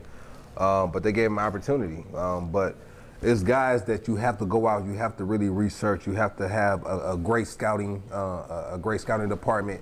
And you have to have guys who doesn't just know football, they know talent, right? They know talent. And I think Bob Quinn, or any GM in general, they need to have that supporting cast in order to be successful at any level. Yeah. Nobody can do it by themselves. We got to take a break in a second. We're going to come back, do our top 5. Adam, I want to get back to something you said because it brought up a lot of conversation about Urban Meyer. I am convinced Urban Meyer coaches again. Convinced. I don't think that man's ego will keep him off the field. Urban loves him some Urban. I am convinced Urban coaches again. I think. What do you think it'll take him to get him here? I think it'll be a college football program. Honestly, I think Urban, because Urban can control a lot around him. I think if a college football program, especially a brand, like I could say, I could see him going to a Texas or a USC, that hasn't been what they were, a Miami. I could see him doing something like that and saying, here I am, your savior. I am going to bring your brand back to a level. Now, I want you to understand this for him. All right. So, this is most universities, right? Usually, the most, like D1 college, they have a scouting department, do the coaches do the scouting? A little bit of both. I think with Urban, I know with Urban, he likes his fingers all over it. Yeah. I know so you have to think about that when he comes here. We have a GM who's responsible for bringing in free agents, players, coaches. Will he be willing to give up that much of his power to a head coach? You got it. To me, I think the college football world really suits Urban Meyer. He has to walk into a situation where people are going to doubt the great Urban Meyer and aren't going to say, here you go, everything in football operations is yours. And I'll tell you what, in terms of a brand, like listen, if it wasn't for his Ohio State ties, he's the type of guy that go to Michigan and bring Michigan back to what they were 20 plus years ago. I'm convinced of it. But to me, and I'd be willing to bet, Urban Meyer isn't done coaching, and he ends up at a Texas or a USC or a Miami and puts that brand back up to levels that it was before. I don't think his ego will allow him to sit on the sidelines. He loves him some Urban. I want to see, it'll be interesting to see what type of contract or type of deal there'll be, teams will be willing to make with him. If he was to come to the NFL, what teams would be willing to give him exactly what he wants? So people are saying, pay the man money. I don't think it has anything to do with money. He's pretty well taken care of. Now, they're going to have to pay the man just because of what his worth is, but I think it's going to be the other factors that get him to come here. What type of control will he have in bringing in players? What type of control? Because, some GM is like, listen, we're going to bring you in the best talent, regardless if we need them or not. Figure out how we can use them. And I want you to think about this. In the National Football League, there are legends that never got full control. Bill Parcells. Bill Parcells is a freaking legend. I mean, I think everybody knows what he did with the Giants. And part of his problem in New England, they wouldn't give him full control. Bob Kraft would not say, this is yours. And if you remember the famous quote that Parcells had before he left, he said, why would you hire me to come in and cook all your dinners and then not allow me to do the shopping to cook my dinners, right? Mm-hmm. I mean, so you got to remember, there are legends in the game that aren't given full control. Say that again. Cook dinner?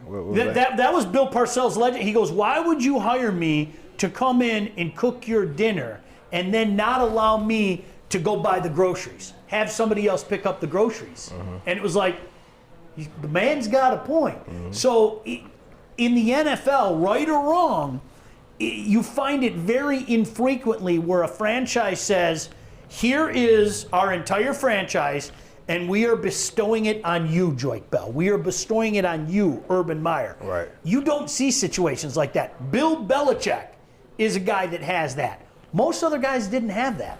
Legends as well didn't have that kind of thing. So I think it's easier said than done. You brought up something. I got to hit this very quickly before we go to the break. One of the things that drives me nuts that I hear people say, you can say a lot about the Fords and 63 years since they won a championship, one playoff win and all that. But when I hear people say that the Fords are cheap, it literally makes my blood boil.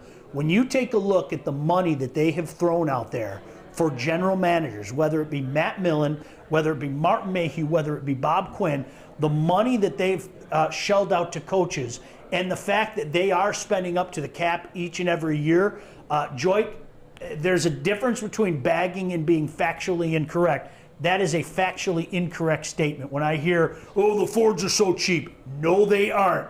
Do yourself a little research and see how much they've thrown at guys to bring guys in here. You can bash on them for the lack of success. You can bash on them for bringing the wrong people in here. But cheap is something, when I hear people say that, I'm like, that's just not true. I can't join you in that regard. All right, we got to take a quick break. When we come back, we'll give you our top fives. Corey with K, if you're still with us, would love to hear your top five. Adam, during the break, you throw your top five at us as well. Adam and I are usually on the same page. I kind of found that out the last few weeks. Don't you go anywhere. He's Joique Bell. I'm Sean Baligian. This is Woodward Sports. Welcome to Grow Green, the green standard for garden supplies here in Michigan over the past 10 years. We offer the best gardening and lawn care products and have an extremely knowledgeable staff to help you create your dream garden or make your yard the envy of the neighborhood. Shop the store located in Whitmore Lake or online at growgreenmi.com. Delivery and curbside pickup available. Grow Green, making Michigan greener one grower at a time.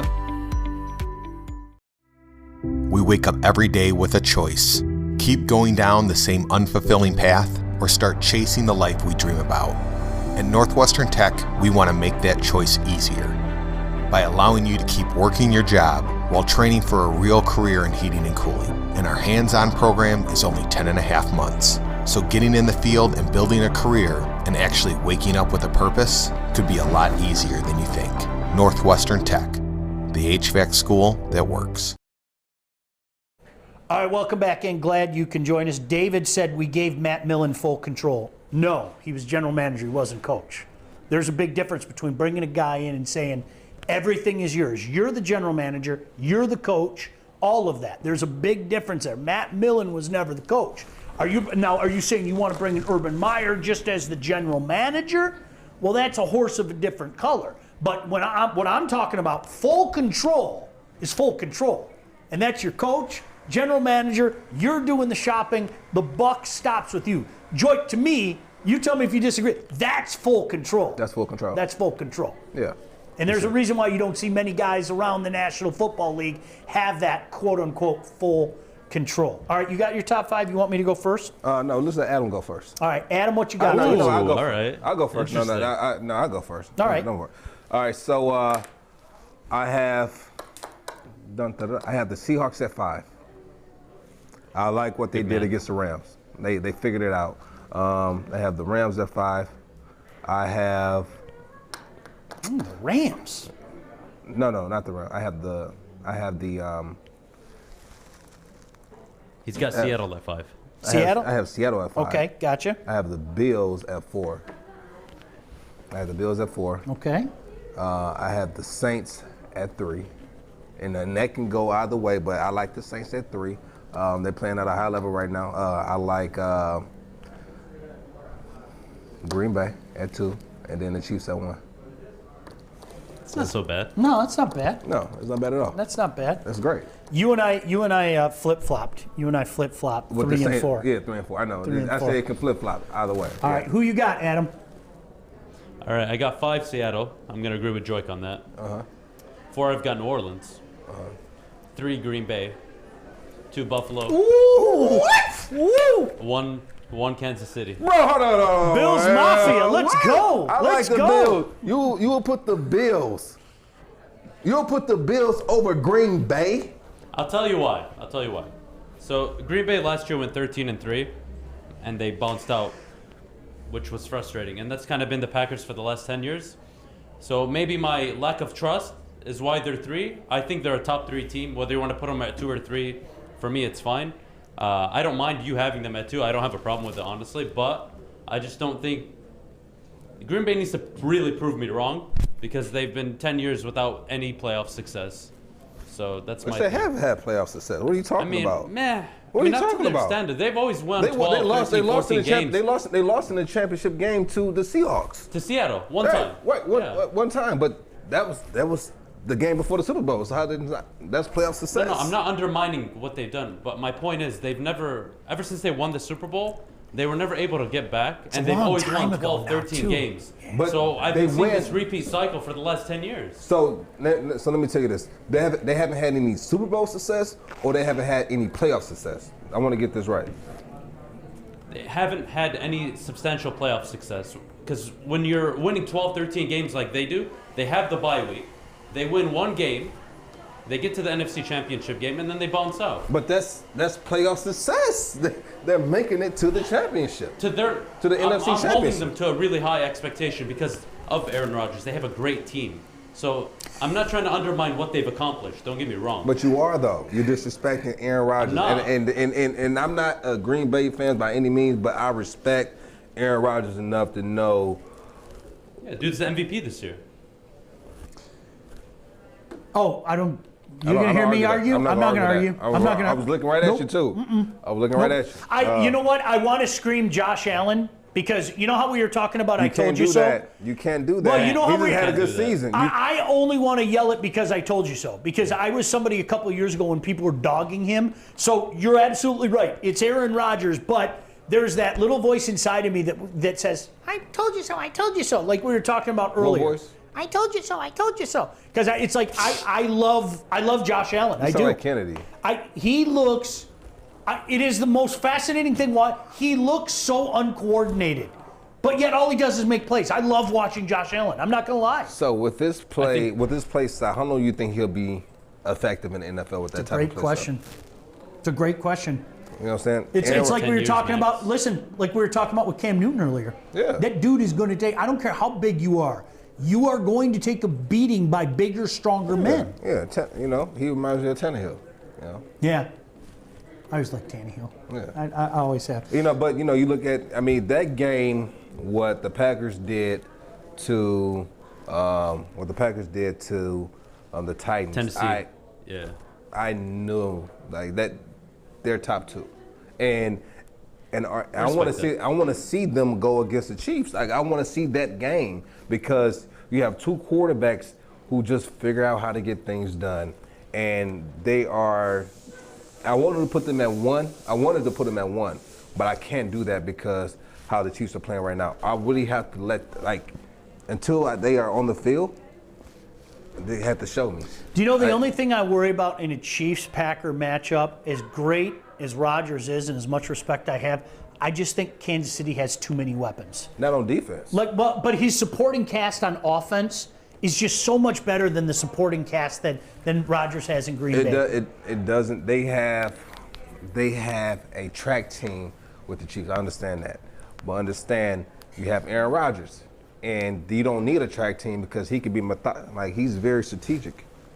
He's very strategic. All year we're hearing about DK Metcalf. Nobody's talking about Devontae Adams. No, He's unguardable. Yeah, is he the number 1 receiver? Yeah. Yeah, but nobody's talking about that though. Like they have the number 1 receiver on their team. He has other weapons. They're running the ball well. They have to take a guy out the box for Aaron Rodgers, which opens up the run game, and they're taking advantage of it. Yeah. So for them to go and play the Chiefs, I think that'll be a great game. I'm not saying they're going to win, but I think they'll give them one of the best. It'll probably be one of the best games of the year. Nick, I have to read your top 5 because it's the same top 5 that I have. So I'm going to read Nick's top 5, and as I said, it's the same. Nick has Ravens at 5, Saints at 4, Bills at 3, Packers at 2, Chiefs at 1. I still think people are sleeping on the Ravens. I still think people are sleeping on the Ravens. I had the Ravens on the outside looking in. I really wanted to put them there, but I think that if you put those 2 teams together, I think you just have more leadership on at the quarterback position with the Seahawks versus the Ravens. But the Ravens have Lamar Jackson, and he's remarkable. I love him. But as far as that leadership role, I think Russell can pull his team together and figure it out like he did against the Rams. Because that was a close game. It was closer than what the score showed. It was a physical game, and even though offensively they didn't do what they wanted to do, he figured it out. He figured it out. Adam, you and I have talked about it for a few weeks now. The Steelers are not as good as the record indicates. What does that win against the Colts do for you? Is that more a case of Phillip Rivers is going to Phillip Rivers, or does that make you think differently about where the Steelers are at and where they may be going? I think that game summarized both teams very clearly. The Colts aren't going to get where they want to go long term with Phillip Rivers. The Steelers going down 24-7 at halftime is embarrassing. Yes, they made the comeback, but again, it goes back to why can't we just play consistent football for 4 quarters? And that's like my frustration with that team is they're so dynamic on offense. They have an elite defense, but they've played 15 games now. They've looked good maybe in 4 or 5. Yeah. And that's frustrating. No, there's no doubt about it. Playoff time, we'll see what happens. That's what I'm going to be intrigued about. So there you have it, our top 5s. What's your top 5? I can't wait for this playoff. I like the extra playoff game. I just do. When I hear people cry about it, Joique, I don't get it. Right. And here's the thing. I'm old enough to remember when they added the wild card, and when they added another wild card, and then they added another playoff team. And everybody does the same time-honored routine. We have too many playoff teams. And then you know what happens? The playoffs start, and we're all in. And we talk about how great it is. I think it was a great move by the NFL to add another playoff team this year. I think something to add to Joique's point, and I guess even your point that you guys brought up about the Ravens, on the outside looking in. Yeah. If I'm a AFC team and I got to play them in the wild card or the second round, I am not happy about that. Hell no. Dude, I'm not. That team can control the clock. They can play good defense. And if Lamar Jackson's on, good luck. Yep. Good luck. Like, that's a problem in itself. And so that's the thing. Yeah, that's they can figure out that passing game, they're going to be a problem. All right, I got to bring this up to you, but I want to touch on, gosh, we have so many things to do in the next 12 minutes, but I promise this. This was a great comment from Booger McFarland. I wanted to get your take, and Bill Bentley, if you're still watching as well. They were talking about, at the end of the show yesterday, the Dwayne Haskins thing came down. And listen, jaw drop. I mean, for them to drop a guy that they took in the first round just 2 years ago, it's jaw drop. Somebody's going to give this guy a chance. I mean, heck, Josh Rosen keeps getting chances. Somebody's going to give this guy a chance, but it sounds like Washington had enough. Ron Rivera talked about it. But Booger McFarland had some comments, and I'm intrigued to hear what you say. This is what Booger said. Oftentimes, young players, especially, I'm going to go ahead and say it, especially young African-American players, because they make up 70% of this league, they come into the league and ask themselves the wrong thing. They come into the league saying not, how can I be a better player? They don't say, how can I be a better teammate? They don't say, how can I be a better person? How can I get my organization over the hump? Here's what they come in saying. They come in saying, how can I build my brand better? How can I build my social media following better? How can I work out on Instagram and show everybody that I'm ready to go, but when I get to the game, I don't perform? And of course, a lot of people are saying, well, why did you bring up African Americans? Well, he told you why he brought up African Americans. They make up 70% of the league. And this is a guy that, as an African American, has been there and done that as a player and now an analyst. Did you have an issue with what he said? Do you agree with what he said? I do not agree with what he said. Okay. And I'm speaking from personal. Do it. When I made it to the NFL, my main goal was to make the team and be the best player that I could be. I didn't care too much about social media, which I'm not saying that the players should not care about social media, because they are a brand, right? They are a brand. If and they teach you this, like, once you come to the NFL, if I'm in a car with you and your friends and you guys get pulled over and something's in the car that's not supposed to be there, nobody's going to know who those other three guys. They're going to say your name because you're the biggest brand in the car. So if you're the biggest brand, why can't you promote yourself? But, it's only, you can't promote yourself if it's not benefiting them, right? If it's not benefiting, it makes no sense to me. Like, I'm a brand. LeBron does it, and still one of the greatest players of all times. So why can't you do both? Why can't you be both? Now, it's a maturity that comes with it, right? Being able to set aside, off the field endeavors or ventures, and being able to, as LeBron would say, keep the main thing the main thing.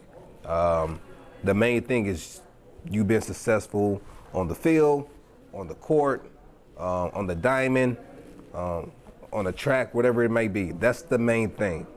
Now, when you let off-field ventures or off the court endeavors come between you and your preparation for the season, then that's when it becomes a problem.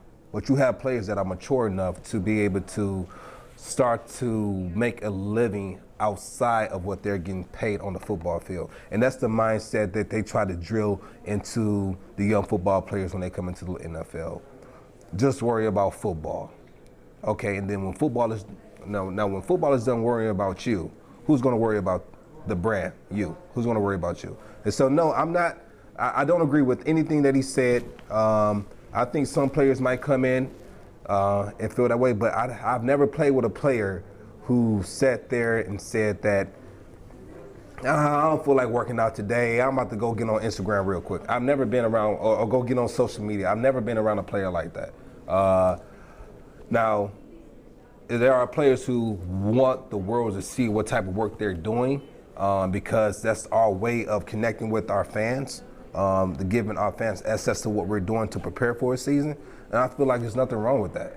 I think it shows, I think it just gives the fans another way of being able to be around you and see what you're doing. And yes, you're building your brand, because the more you build your brand, the more money that comes in. And so when you're done playing, you can use that, you can use your platform to show that you're still relevant, because if you're not relevant, no one's going to pay you money to do advertisement. No one's going to pay you to do these different things. Now, the more relevant you are, the more business opportunities come to you. and that's just the way it is, right? And so I'm not against players doing social media. When I played, I had to do social media or some type of platform to where it allowed fans to be able to have access to me either before or after the game, during the week, at home, and then they want to see you. That's why you have followers. If you didn't have followers or people retweeting what you're putting out, then you're not outside of the football arena or outside of the stadium or outside the court. You have no value to other businesses, right? And so for me, I was big on, getting out there as much as possible to bring in more business and to surround myself around people who understood business and was able to teach me. So for me, I don't agree with that. I mean, it doesn't apply to me, rather. I loved your line. You said a line a couple minutes ago that is so true and that people don't understand when the NFL's done worried about you. Right. Because that's the reality. I mean, here, they're pieces of meat. Hey, do you serve a purpose? Do you serve a purpose? Oh, you can't go anymore? Best of luck, young man. Pat on the ass, you're out of here. I mean, that's the reality of life, and everybody knows that. You played, in my opinion, and you yell at me if you disagree, you played with one bona fide, nationwide, undeniable superstar in your time here in Detroit. Calvin Johnson, okay? Calvin Johnson, what was he like? Loved him. Humble, worked his ass off, didn't look for the spotlight, all of that, right? Fair statement. Right. If I'm a young player and I walk in the room and I see how you conduct yourself and I see how Calvin freaking Johnson, walks about and carries himself, that's who I'm emulating. That's just me. I'm gonna look at, I respect Joique on the local level, but here's Calvin Johnson, the unquestioned best wide receiver in the National Football League. Look at what this guy's paying attention to right now. Okay? Yeah. That's what I want to emulate, right? It's very seldom you'll find a player on your team that is the big name guy, the star, and you train or you work out with them, and he's the hardest worker on the team. I remember when we would do the sprints, 100-yard strides.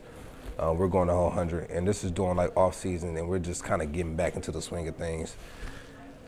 Calvin was on another level. It's just like his strides, like every stride was like 5 to 6 yards. And so what it would take us 2 to 3 strides to get, he's there in like 2, right? And so I'm like, listen, we can't keep letting Calvin win every single one, right? And so this is the receivers. So the receivers, they will have Calvin, and then the running backs will have like a running back every time. One of us has to win the race. Like, we couldn't let the receivers beat us, and that's the type of competition we'll have because there's no way you can run full speed and keep up with Calvin. Like, you running full speed at 100 miles per hour, it's like Calvin like 80, 75, 80, and he was just a freak. Randy Moss. He was a freak. You talk about that stride. I saw that at a Randy Moss. Randy Moss didn't look like he was moving, and then he blew by you. Yeah. I mean, it was amazing. Freak is a great word to say. Seriously. I love Randy. What was Randy 40 time? 4.4? 4.3? Oh, it's got 4.37. It's got to be. 4.37? It's got to be. Yeah. You got to remember, I saw him in college, and I told anybody to listen. This guy's coming in the league. He's going to own the league. I mean, it was like, I saw him at Marshall. He was sick. Just the best vertical sick. route runner in NFL history. Oh, undoubtedly. Hey, before we get out of here, Michigan State basketball now 3 in a row, 0-3. First time Coach Izzo started a Big Ten season 0-3. Joique, we were talking soft. I cannot believe how soft they are defensively. It is unbelievable to me. I'm not gonna lie to you. So, how I'm a U of M football fan, and I can straddle the fence because I'm from Michigan and I went to Wayne State University. I grew up a MSU basketball fan from when they had the Flintstones. Sure. From when they had, Mo Pete, they had Monte Cleese, yep. They had Charlie Bell, and they had a guy from Saginaw named Jason Richardson jumping out the gym. And when I watched those guys, what they did, I think, was it to Indiana in the national championship game? No, it was Florida. They beat Florida in the national championship game. Haslam, Udonis Haslam and the Gators. Yep. When I saw that game, I remember I was at my godfather's house, and I'm like, wow. And he was telling me like how they had 3 guys all from Flint. They called them the Flintstones, and that's when I became like a MSU basketball fan.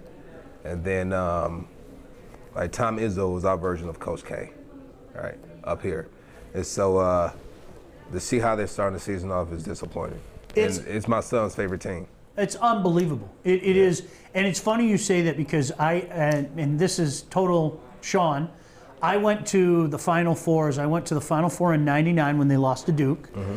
I did not go to the Final Four in 2000 when they won the national championship, and it went to the Final Four that they lost again. So how Sean is that? I was at the 2 Final Fours that they lost, but I didn't go to the one where they won the whole thing. Did you go to the Final Four where they wasn't even expected to go to the Final Four? I think that was 2008.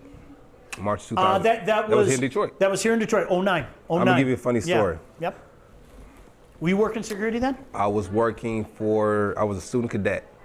And my brother-in-law, God rest his soul, gave me an all-SS pass before he passed the previous year.